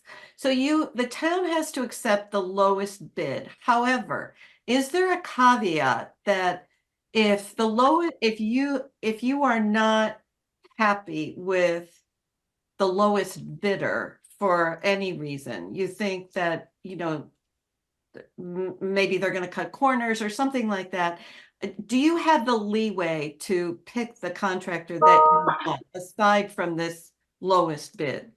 It's the lowest and responsible bidder. Everybody misses the second piece, but the lowest and responsible. So you can, even if you got 3 bids or you got 1 bid, you can reject all bids. There's nothing that dictates you have to sign a contract with anybody who submits a bid. Okay, good to know. And I just want to make a point that we talked earlier when appropriations was there that appropriations and finance, if they can meet more often, this is the kind of discussion that probably would have, happened earlier, maybe even years earlier, and talked about it in conjunction with the fire station. So, I think we are where we are, but I'd like to see us, as we move into the future, have these conversations, not at the last minute, and hopefully not after a pandemic when everything is so sky high. So that's all I have to say. Thanks. Lisa, I saw your hand up, but Scott, you also had your hand up, so I don't know if there was anything that you wanted to add to this conversation here. Mr. Chairman, no, I just wanted to come in. I wasn't sure if there were any questions. I know Julian was asking some procurement questions, and if I could be of any assistance, I'm happy to do so. Oh, I think Yeah, can I? Oh, sorry. Thank you. Thanks, though. Lisa? Well, first off, I do want to, I don't want it to sound like I'm not interested in having the police station secure. I want it to not only be secure, I want it to look good. I want it to have a good appearance. And I think it's important that all of our municipal buildings have a good appearance between the buildings, the lawns, the landscaping, all of that. I think it's very important to me, and I'm sure to a lot of people. If we look at the fact that if we wait for 6 months to pick more detailed information, we don't know who the manufacturer is for the materials that we're proposing. We don't know what choices we have for materials, whether it be a hardy board type of material, a vinyl siding, reclapboarding and paint. We don't have even a close idea of what we're looking at, like we did with the fire station. We looked at different materials before we went out to bid, I'm assuming. And I think we should do the same thing, especially for this cost. You should be able to know apples and apples. And you don't know apples and apples right now. It's just materials and labor. And there's so much difference between materials and labor and what you might want to see. And I do believe the building was 40 years old. And I think you have to decide whether or not how long you want that building to last, or however it's going to last, or, you know, it's like you said, Mitch, it's longevity and how much we're spending on keeping it looking and being a healthy building. So we did the roof a few years ago. And I think if there was any water intrusion, that would have started there. But I really think that if we wait for 6 months while we're getting through this rush of everything else coming through, that I don't know, I can't conceive that it would be a horrible thing to wait 6 months while we get more detailed information. I'm not saying not to do it. I'm just saying this is a rush. Everything's been a rush. And I think that the taxpayers, you know, got a lot on their plate to deal with. So, Lisa, do you think it would be less expensive if we waited 6 months? sure. I How do. would it be, We how don't would the know. actual construction be less expensive if we waited? If material costs have gotten to a point where builders aren't building and they're on hold, the material costs start to come down. They don't escalate forever. It's just like a cycle of everything. It starts, and whatever the market will bear. And then when the market starts not bearing it anymore, they have to come down in price. Now, I do know that this company already offered a reduction to the distributors, but the distributors didn't pass it on to the people buying. So they kept that. This isn't a quote, Lisa. This is an estimate. There are no materials or distributors involved. Well, the point that you asked me was, do I think the cost could go down? I'm saying yes, I think the cost could go down, because what will happen is the materials will get to a point where builders won't build because it'll cost them too much money to make what they want. So they're going to slow it down, and that's going to make the material costs go down. And you think that's going to happen in the next 6 months? Why not? Why not? We have a lot of things happening at the end of this year. And then those things are going to really depend. They're going to make a change in a lot of things, investments and everything else. So yes, I do think it could go down. Scott? Just really quickly, I'm sorry, Laura. A lot of the things that are being described here, what type of material to use, colors, and the like, that all requires some design services. There is no budget to hire an architect to come up with detailed cost estimates for 2 or 3 different material options. That there's just there's no funds for that right now. So in the event that was the desire of the board, there needs to be some funds appropriated for that work. Laura, you had your hand up, and Yep. Tim, I see your hand up. So Laura first. So the reason I would like to have this go to bid and get an accurate figure on the cost of this, and just make sure that we're doing our due diligence. The worst thing that I think we could do is approve this really top of the line $540,000 project. It comes in at 300, and we're patting ourselves on the back because we saved so much money, but the taxpayers, we can't give that money back to them. It's going to go into free cash. It's going to be spent on something else, and it's not responsible. And if it does come back and it is going to cost $540,000, we can go back to the town and said we did our best. We tried to figure out ways to save money. This is the best we could come back at. But right now, I don't feel like we've done our due diligence for them. And with everything else that we're facing, I really would prefer not to rush through this. And again, I'm not opposed to the project. I want to support it. I just want to make sure that we're doing it in the most responsible way. So. Tim? Yeah, I'm unmuted. Okay. If I may, Mr. Chair, you had asked a question about what they call in a bid spec an add alt. So it's an add alternate using a lower grade material than what Scott had told us before. So I just wanted Scott to walk us through that scenario. He wasn't on the call at the time. So Scott, can you talk about that in terms of that process for an add alternate? Certainly. So you put a base bid together. The idea is you can do it in 2 directions. We did it at the town common. Base bid included the memorial you see that was constructed, and with the rectangular benches. We had a bid alternate with curved benches. The curved benches were far too expensive and exceeded the budget, so that alternate was not exercised. So the award was based on what you see today. You can do the same thing with an exterior improvement project such as this. You could do the base bid as, top grade, best vinyl you can buy, and bid alternate is, a residential version. You could do a base bid where the entire building is wrapped with cement board. Somebody referred to it as hardy board earlier, and then have a bid alternate with vinyl siding. That's perfectly fine and legal, and we do it all the time. We're doing it with the dog park. We have bid alternates. In contrast, we had it on the senior center trail. So that's all part of the bidding process. And once you get an architect engaged, you have an opportunity to get a more detailed cost estimate and come up with the different options that are being discussed here. Is it pine clapboard and vinyl siding? What are those costs? Get a detailed cost estimate and decide which direction we go out for bid. Julianne. Okay, so the question that would arise from what you just said, Scott, is, okay, so these different bids come in, who makes the decision on which way to go? If it's one of the roadway projects or a parks project that I'm bidding, I If would. it's the police station. If it's the police station, I would think the police chief and the Oh, finance director.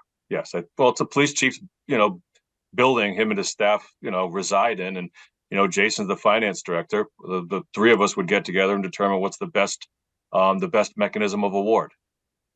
and there's no input from the select board. If the select board wants to pick what bid to award, I'm implementing things. If this board chooses to do, purple windows and flags on the roof, you want me to do that? I'll put it on the street, I'll bid it, I'll make a recommendation, and you choose. I got no problem with that. Yeah, I will get it done with how you want it done. I think what we're concerned about is final cost, and if there's option A versus option B, the $100,000 difference, that's a big decision, right? Because you're deciding maybe longevity versus a lot of money. So I was just curious who makes that decision in the end. The awarding authority, and if the awarding authority is the board wants to weigh in on it and make that decision, that's fine. I mean, I can have an architect come up with three estimates, 3 different materials. This board can decide what you want bid, and then when the bids come in, you can choose what you award. I'm happy to do that. Is there something in our bylaws or charter that? Oh, maybe Jason knows the answer. Oh, my only input into this is that generally the town meeting articles will specify what department the money is appropriated to, and department heads have the authority to make decisions on behalf of their budgets and their buildings that are under their control. So typically my view is, and I'm going to put my accountant hat on for a second, is my job is to make sure all of the decisions got made with respect to who has authority over each appropriation. So there typically isn't an outside or another party involved with a department's decisions for how they spend money in an article. That's the only thing that I wanted to add. Okay. Tim. Yeah, just recalling the charter and the responsibilities of the town administrator to make sure buildings are maintained. I mean, whether it's my authority or the board's, we want to get it done. And we want to get it done in the way and manner that the board supports. So, there isn't a mechanism that says, hey, contracts over this amount have to be ratified by the board. But for a project this, important and seemingly contentious, I would want the board to know that, we bid out 3 different alternates and they came back with these 3 different numbers, and the board would then choose to award. But generally speaking, if it was just a smaller project, be allocated, like Jason said, to the department, they have discretion over that.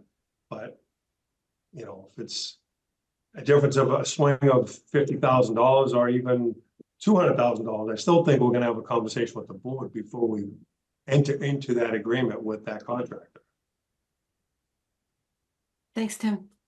Yeah, I mean, ultimately, we have the authority to get involved in this at that level of detail if we felt it was necessary. One way of doing with that would be at our next meeting, we will review articles that we want to specifically recommend, and we could, for example, have a vote to recommend article, whatever this number is, contingent upon the board having final authority over reviewing bid specs and choosing the alternate, or say whatever language we wanted to come up with. And I'm sure Tim could come up with something on that regard. And that would make it clear by vote that we wanted this to come back to us for final approval before there's any money spent on construction. And would that make people feel a little better about moving forward with this? Yeah, I was just gonna say, that sounds like, using Laura's words, because I appreciate what she's saying, the most responsible way forward, the most responsible way to use the taxpayers' money, whatever. I feel like that's a very responsible way to go about this, is to, I mean, I hope people don't see it as micromanaging, and I won't be here to be part of it, but which is probably just as well. This is not necessarily what I would consider myself great at, but if it's a question of responsibility, right? And like Tim said, like this particular project does seem to be contentious for some members of the board, and a little bit of a bigger deal than certainly many other projects that department heads deal with. And Chief Griffin is a nice guy and is very amenable to probably working with the board on, making big decisions like this. I feel like that's a good level of responsibility. And we're also right now just deciding that it goes on the warrant, right? Correct. So this is not a done deal. If we say yes tonight, it still has to pass the voters, right? So we've already closed the warrant. So this is basically on there. Right. I think if a majority of us didn't want to do this, Yeah. the appropriate action, I think, would be that we would make a motion that the board does not support this article. Oh, That we recommend defeat of the article at town meeting. I think it is, for just some practical reasons, Okay. challenging, if not impossible, to actually remove it at this stage. I We got could you. have, we could have done that earlier when we had agenda items to, open the warrant and so forth. No, I see Diane and Tim glaring at me like, don't even suggest that. No, I'm only kidding. I'm kidding. Di never glares. But anyway, okay, thanks for explaining that, Mitch. Thank you. Okay, any other comments or questions? All right. All right, with that, anybody have anything else on the warrant that we wanted to talk about before we entertain a motion to approve and execute the warrant? Laura? I just had a quick question, and I think I know the answer. There was a section in the warrant where it's crossing out the district nurse. Is that going to move under the Health and Human Services article? Yes, for the Board of Health, that right now currently funded by a grant anyways, but yeah, there would be, you still have the nurse intact through a contract. And I just lost my train of thought on that. So we're not getting rid of it. What if this new department doesn't pass? Do all of these other articles, like the youth services, nurse, all of these other groups of the charter that we're striking, do they come back, or what will happen if? Status quo will be just as it is today. So okay. Whatever we have in place today will be in place on the 23rd of April. Okay. And the last question, I saw there was a note about a town undertaker. Who is our town undertaker? That's a good question. I don't know off the top of my head. I saw that too, and I think this is supposed to be a designee. But I think it might just be older language. Okay. But I don't know who it is if we have one designated. Thank you for clarifying all of that. I appreciate it. Thanks, Laura. Any other comments or questions? Okay, is there a motion to approve and execute the April 22nd, 2024 town meeting warrant? Or Laura, I'm seeing you I think. had a question. So do we Okay. need to take a vote on the fire station now, or what will happen with, I mean, the police station job? At our next meeting, Okay, we will go through the warrant and decide what articles we wanted to specifically Okay. have recommendations on. okay. And at that point, we could make a recommendation one way or another on that article. Thank you for clarifying. Sure. Okay, is there a motion? Mr. Chair, I move the board vote to approve and execute the April 22nd, 2024 town meeting warrant. Second. Second. Okay, motion made by Kristen, seconded by Laura. Any other discussion? All those in favor, Kristen, Aye. Laura, Aye.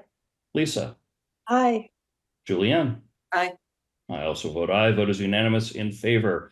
We have a town meeting warrant. Excellent. I assume you would like us to come into town hall in the very near future to sign some documents? Please. Yes, please. Excellent. Next up, we have discussion regarding the use of Code Red and advertising strategies for town meeting. Tim, Are the chiefs coming in? yeah, you want me to bring, who would you like me to bring in? Oh, I see Chief Griffin. Want to bring in Fire Chief Parenti? Tim or Di? Yeah.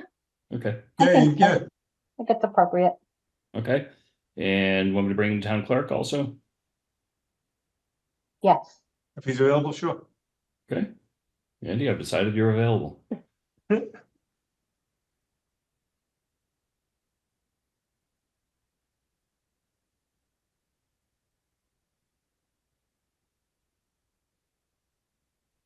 Excellent. So I know that both chiefs supplied some feedback on Code Red.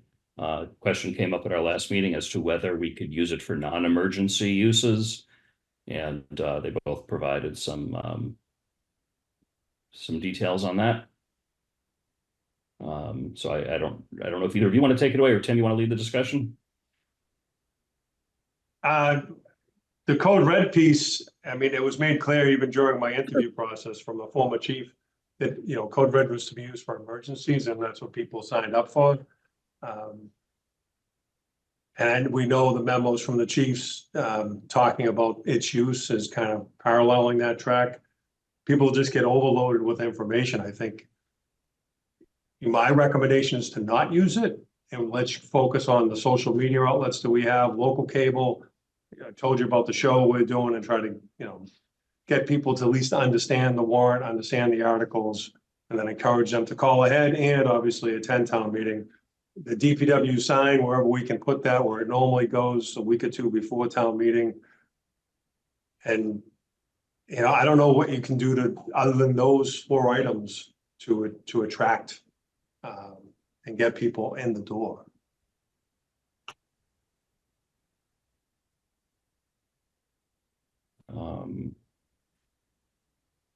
I will say, Julianne. So, I understand what you're saying, Tim, that when people signed up for this, they only wanted to be alerted to emergencies. Maybe in the coming months, we have to look at another mechanism where we can do robocalls for this kind of information, because a lot of towns do it. And I think last year, or the year before, Diane, maybe you can help me out with this. Did the superintendent send out something through the schools about town meeting? Because the schools do a really good job with communicating. And I think we asked Superintendent Martineau, doesn't, Andy, your hand is up. Do you have an answer to my question? Andy. Yeah, through the chair, if I could, that is on my list of items that are typically done, and we'll reiterate that request to the superintendent this year. In addition to that, the recreation department typically sends out an email blast. They have a very large listserv. Tim covered most of the other methods that we typically utilize. We also have the lawn signs that were acquired last year that will be placed out that have the QR code on them. And that points to the main town meeting page, which is still valid. And I think we've done a good job of increasing our social media presence and probably more importantly, making sure it gets shared amongst their variety of departments that have a page, and we're doing better at coordinating things like that. So I think all those things will help get the word out. Andy, how many lawn signs do you have? I believe we have 15 of those, so we have plenty. I could take one. I'm on Bartlett Street. I would be happy to. I have a lot of visibility. Less visibility, but excited for it. Yeah. Can I just make a comment? Sure. Mitch, so in the packet, I'm not dreaming this, right? In the packet, there was a letter from each of the chiefs, right? Correct. Okay. I remember, because I didn't read it like yesterday, maybe I read it over the weekend, but I thought their suggestions made a lot of sense, where it was like, it should be just emergencies. It shouldn't be for things like Apple Fest and the summer concert series. Absolutely not, because that would be, sort of something people start to ignore. But I think adding the two big things a year, the town meeting and elections, are I think I don't know. I thought that was a nice happy medium. Like they both recommended basically the same thing of using it for just these, because okay, they're not emergencies, but you know what? Like people shouldn't ignore them. And it's ridiculous for our town meeting so frequently to have so just barely 100 people at it, like I get it that cable TV is a good way to get through to lots of people, but also lots of people like myself don't have cable TV anymore. And there's a rule in some types of marketing that people have to see something, what is it, like 5 times or 7 times or something before they really register it. So if you get the email from the rec department and you get the email from the school and you get the email from like the town, and you can sign up for emails from the town, right? And then you see somebody's lawn sign, and then you also get a text like a couple days before, just being like, oh, right, yeah, I got to put that on my calendar. Like, I don't know. I thought the Chiefs had a really good happy medium where it was like just for these really important things. No, they're not emergencies, but they are really, really important to the government of the town. Sorry, Chief Brandy. I just want to add a little information that may help clear things up. Just because,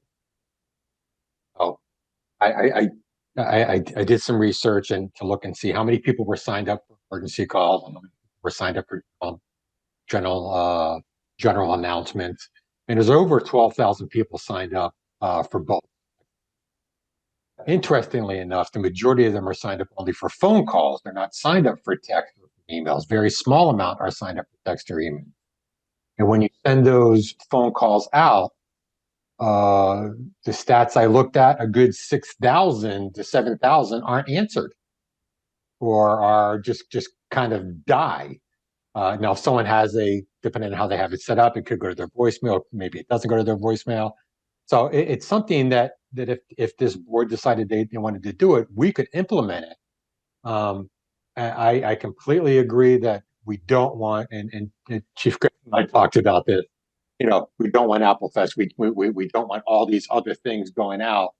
But I think if you want to do something for town meeting, it's something I can make happen if you want to. But I think you need to realize it's a very small sector of people that will be getting it, because depending on what time you send it out, depends on whether they answer their phone or don't answer their phone or go to voicemail. There's a lot of things to do. Thank you, Chief. Just quickly, what I wanted to mention was that I had asked the chief for those numbers, and he was nice enough to send them along. So I'll because I'm a numbers guy, I will read a couple of them. We have 12,743 contacts signed up for the emergency list, and about 225 less of that 12,518 signed up for the general list. And I'd been signed up for Code Red for a long time, but I went through the process to see what it looked like. And when you sign up, you have to say yes to the emergency. You can't opt out of that because that's the reason for it existing, but you can opt out of the general list. So about 225 people have decided they don't want that. We haven't used that general list very much, but it's certainly available to us. And I think, those people signed, they may not remember it, but they certainly signed up with that expectation that they would get things that were not emergency. And if they didn't want anything that was not emergency, they could do that. And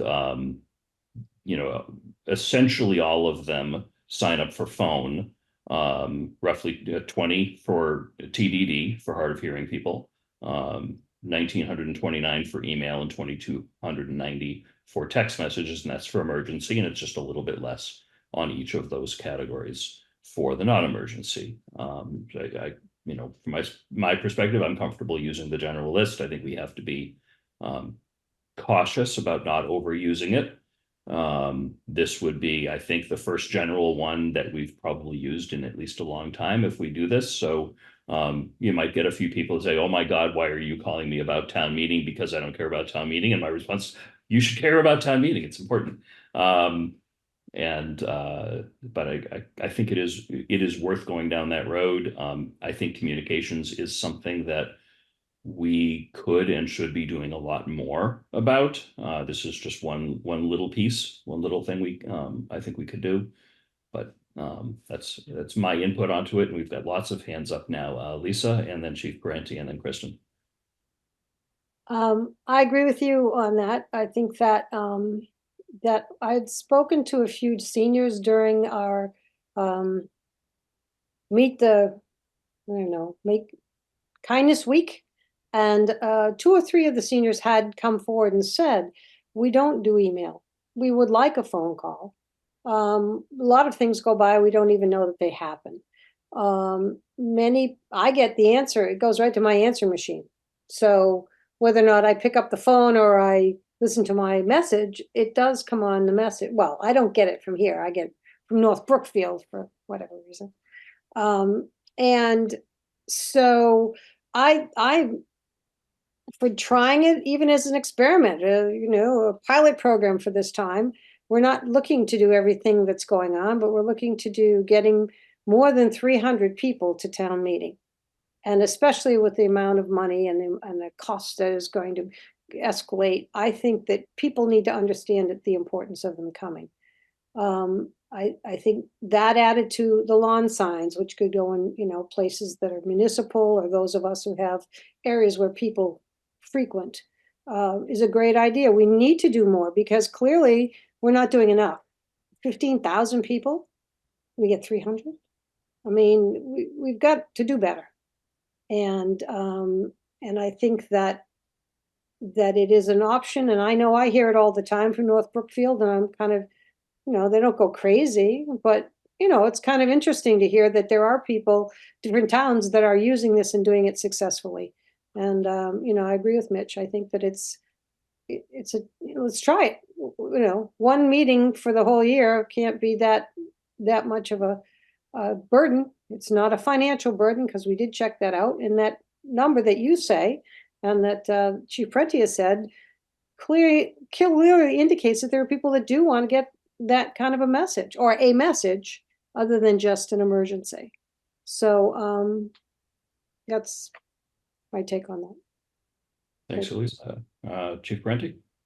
Yeah, Mr. Chair and members of the board, I just wanted to give you a little information the last several times Code Red was used, so people have an idea. The last time it was used was for Mount Pisgah, and I did that about 10:30, 11 o'clock at night, and that was done via a geographical area. So what you can do is you draw a circle, and anyone's in that area, whether they've signed up for our information or they're from wherever are going to get that notification. You don't have, I drew a circle around the whole town and you were driving through our town and you had the app and the app was turned on to give me any notifications, you would get that notification. Last 3 times it were used for general notifications. 2 of them were related to COVID. One was a town meeting cancellation and the other one was just some general COVID information. The other time was when 911 was down and out to everyone. That's the last 3 times. They were done in 2021. There hasn't been a general notification sent out since. Just to give you a little idea of how often we use it. Thank you. Kristen. So, I had dinner with my 18-year-old son tonight, and he suggested that I ask how do people know if people are worried, because this is right where his mind goes, who's hacking into this, right? So he said, do these guys have launch codes? What are we dealing with here? And maybe some people aren't signing up for it because maybe they're concerned that some high school kid is going to get a hold of it and start sending wacky messages to their phone. So I did tell him that I read in this letter that there's 4 people who are in charge of it: the police chief, the fire chief, DPW chief, and the town administrator. And do I have it right that all 4 of you have to okay the message before it goes out, or just one of you? I can't remember. So normally it's kind of time of day dependent and incident dependent. Mm-hmm. Okay. So if it's something we can discuss, yeah, we're all going to discuss it, make sure that we agree with it. And somebody else, and I just want to mention this, I think Lisa had mentioned about the seniors wanting to get phone calls. Really critical. I learned a really hard lesson in a previous department. Do not use the computer generated voice for the phone calls because the seniors can't understand it. Horrible way to do it. So you actually have to draw up a script and pick who's going to do the message. And it's super, super critical. It's all done important, but that it's all done properly. But it's something like that we would all talk about. If it's a 911 thing and the police chief needs to send it out, he can send it out. I can send it out. Town administrator probably can't send it out, but communication department can send it out, but they have to have our permission. They can't do it without us. Scott, the Charpentier, and my deputy chief. In answer to your question, it's not that easy to do. We all have our individual login. And in order to launch it, you are right. There is a thing called a launch code that we have to have. So we can draft it all we want, but if I don't have my launch code, I can't launch that message out. So there are several layers. I've done it. I don't know if Chief Griffin, have you ever sent any out? Not yet, but I've been around when it has gone out. So I've sat right next to the person who did it. Yeah. I mean, the way I would do something like this, say if you chose to do this, I would recommend either the town administrator or the chair of the board would be the phone call voice. We would draft something up, and then they would actually receive an email, or not a email, they receive a phone call and say, okay, this is your phone call to record your message, and you would record the message. And then after that's recorded, we would take whatever that script is, we would then convert that script into the TDD, into the text, into the email, and into, is there one other thing? No, that's the 3 things we'd have to translate. We'd have to do. And then it would all be launched at the same time. It's actually a lot of work that goes into it. It is not explained easy. And I think we're all afraid that we're going to screw something up when we do it and, send the wrong message out. And so usually we bring in somebody else to be with us. It is a delicate process, but I will also, and you've read my memo, the chief and I talked about, and I do agree with the seniors. I did have some conversation with them when I was talking about my new senior liaison officers, and they hadn't heard of it because they don't have Facebook, and that's how we do a lot of our messages, and that reaches a lot of people. It really does, but it's not reaching everyone. So I'm okay, as you saw in my memo, with I think, maybe we try it out, for the town meeting and for the elections. I really, really would just kind of like to leave it at that at this time and see how it goes. Just to, so people are not tuning us out. That's for that emergency. Okay, thank you. I'm glad you have launch codes. Thank you. Tim, you had your electronic hand up a little while ago. You lowered it, but No, I'm all set. I was trying to find out from Kendra how many seniors she had on her robo list. But I don't think that, I was worried that, Lisa, if you were talking to folks that were at the senior center or just a general senior that doesn't have any contact with the senior centers, we can reach those folks as well. I guess that's the message. Right. Well, it was both. It was two. I mean, I was at two different places, one being the senior center and one being in town. And they're a specific group, and they're the voting group, actually. I think you usually get quite a few seniors that come, and they come regularly, and they take a lot of time to understand what's going on. And I think, anything we can do to make their lives a little easier for them, I think we should. So. I think I'm seeing consensus on the board to use the Code Red general list for town meeting. Am I reading that right? Yes. I'm seeing a lot of nodding. Okay. All right. So I think that's what we'll do. And I will trust the powers that be to figure out the mechanics of making that happen. Chief Griffin? I was just going to say, if we were to do that, or when we do that, when do you think we should send it out? Is it the day before town meeting, or that would be a Sunday? So Friday? Friday before. The Friday before? That's what I'm thinking out loud. Sorry. I think you should do it twice. You should do it a week before. I mean, people have to know what's going to happen. If you do it on Friday night and it's happening on Monday. Yeah, I'm reluctant to, I think that starts to get into the overuse of it. Maybe after we've been doing that for a while, maybe take a look at it. Andy, when do you send out your emails in advance of town meeting? Now that the warrant has been executed, and once that's available, we'll start pushing information out this week. There's already a notice at the top of the town news section, as well as on my page, the town meeting page. And I know Tim's got his new town administrator corner, which has a lot of good information on it that'll be added to. So we'll start doing that this week. Lots of hands up. Chief, did you have anything else that you wanted to add there? Okay. Lisa, you had your hand up, and then I saw a couple others after that. I'm putting myself in a placeholder to be able to ask about having our trial or at the senior center. Okay. So you can put me to the side when it's ready. Okay. Laura, I know I saw your hand up, and I may have seen somebody else's hand after that. So Laura. Thank you. My only thought is I think we should do the text message the same way, with the same notifications that we do our meetings. So if our meeting's going to be on Monday, then the alert, if we want to do it like rather than a Friday, we'd want to do it 2 days before, similar to our regular OML, just to kind of follow that process, or sooner. But that at the minimum, I would like to give people that same 2-day notification. But otherwise, I'm excited about doing this, and I thank you for all the feedback on it.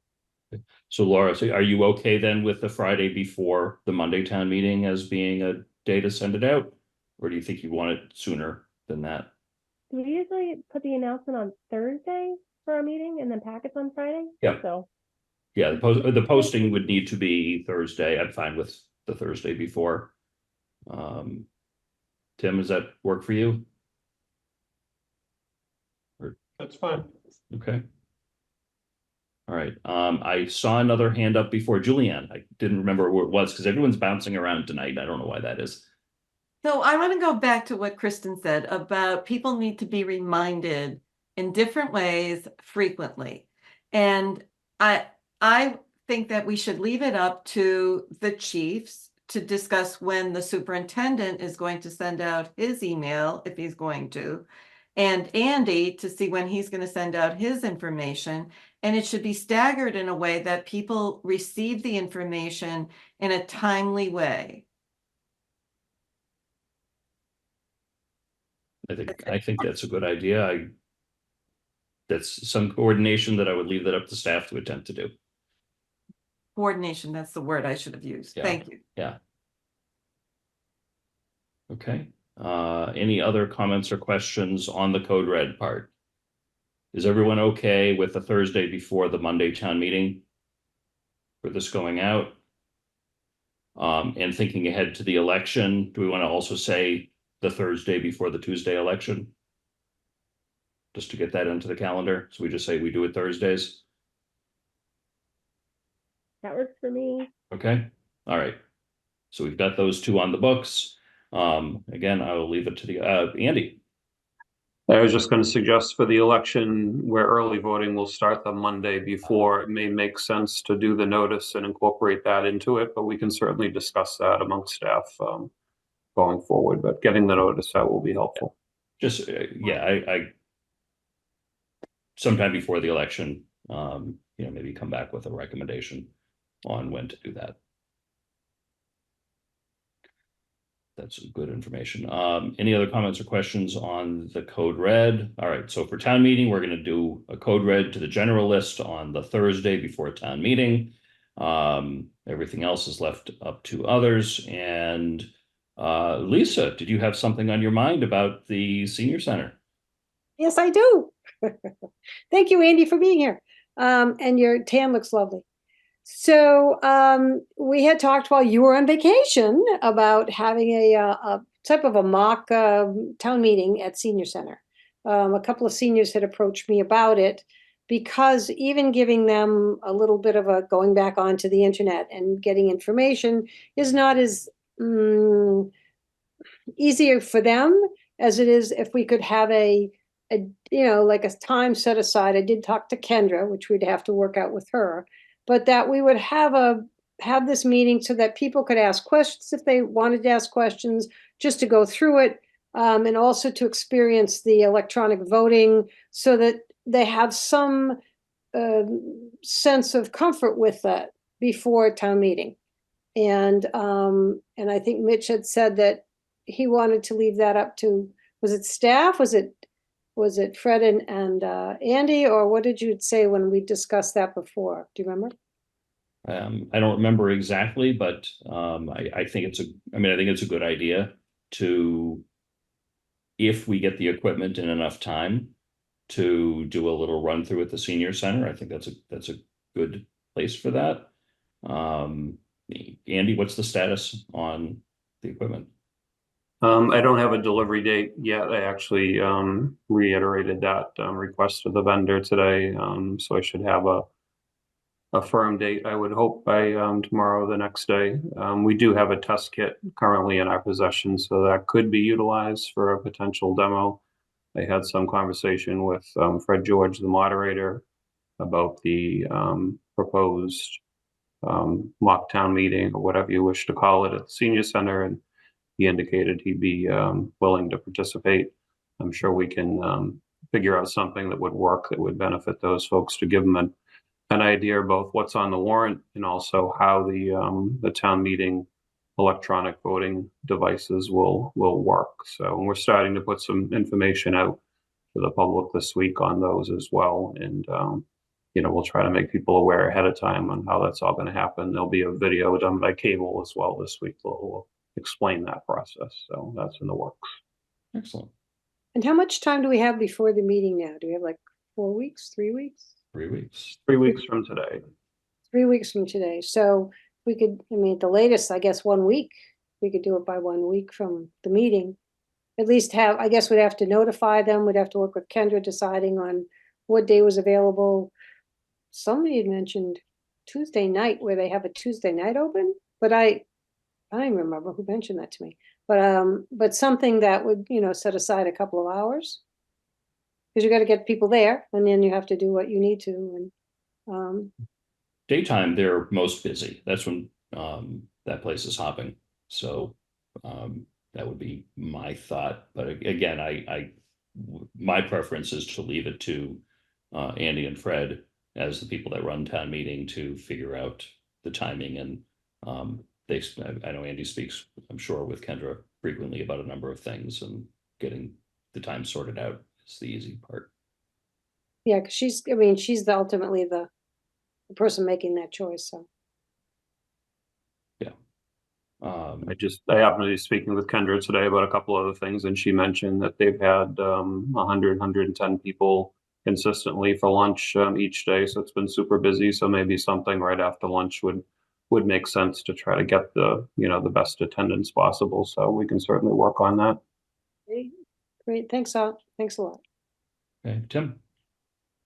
Yeah, Kendra, actually some staff here. I think, Lisa, you started the conversation with Kendra, and then Kendra was talking to internal folks at the senior center, and they were interested in learning more about the family youth services and Board of Health merger. So on the 17th, we plan on having a meeting there on the 17th at 10 a.m. And I don't know if it could be on the same day, but they wanted myself and some other staff to come in and talk about those particular warrant articles, 37 and 38 in the warrant. So I know you had a different goal in mind, but you started it and then someone took a right-hand turn, and that's what's on the books in terms of meeting with anybody who was at the senior center on the 17th at 10 a.m. Okay, but this would be a different meeting then, right? It would, but if you're going to have an attentive audience there that's already intimated they want to learn more about two articles, you might want to find a way to merge it onto that date. But I'll be there either way. Okay. Yeah, this is it. I'm leaving it in staff's capable hands because I'm just the messenger. So. Okay, anybody else have any other comments or questions on that idea? Okay. Just anything else related to advertising strategies for town meeting? When do I get my yard sign? We may need to get more if we all want them. Yeah, especially those of us with a high traffic area. Yeah. Yeah, my from what I remember from prior years is you've got enough signs to cover municipal properties around town, not too many residential properties. But maybe that's something that we can fund for future years, is getting a few more signs. I think it should be required. If you're on the select board, you have to have a sign. A great idea. I like it. Yeah, just to reiterate, to Mitch's point, that's what was done last year, is basically municipal facilities, public parks, that sort of thing, were highly visible locations. That's where they're a place. We did realize last year that the wind conditions in the spring proved to be a challenge for the sign, so we'll try to time it well. And DPW did a good job reinforcing some of them, so they didn't blow away. But we'll get them out there and make it work. Okay. The White Cliffs is included in that, right? The White Cliffs is included in that for lawns? Certainly could be. It's town owned. Town owned and right out there on 20. That it is. Okay. All right. I don't think we have anything else on town meeting advertising. It was a good discussion. Did a couple of good things. We don't have a final public comments item, but since we started with public comments, we'll end with public comments. Is there anyone in our audience that wishes to comment on anything before we close out? Seeing none, public comments is closed. And this being not a regular meeting, there are no reports this evening. Our next meeting, which is a week from tonight, will be our first hybrid meeting. I've been told that it's not a might anymore. It's a we will do it. So I'm looking forward to that. We will have all three of our legislators there in person for our meeting with them, as well as anything and everything else. If there is nothing else, I will entertain a motion to adjourn. There's Julianne. nothing else. Sure. So today we got a gentle reminder about ARPA deadline coming up fairly soon. And I was wondering if we should have a discussion about setting a meeting time to have a real working session on how to move forward with allocating those funds. We have a pretty busy schedule, but my preference would be to have a designated meeting only to that so that we can really hash these ideas out. And, we probably don't have time before town meeting. So the calendar will be coming out soon for May, June, and the summer. Can we add a special meeting onto that calendar for that purpose? Yeah, at our next meeting, we will be talking about the next few months worth of meetings, and yeah, we can make a discussion on that.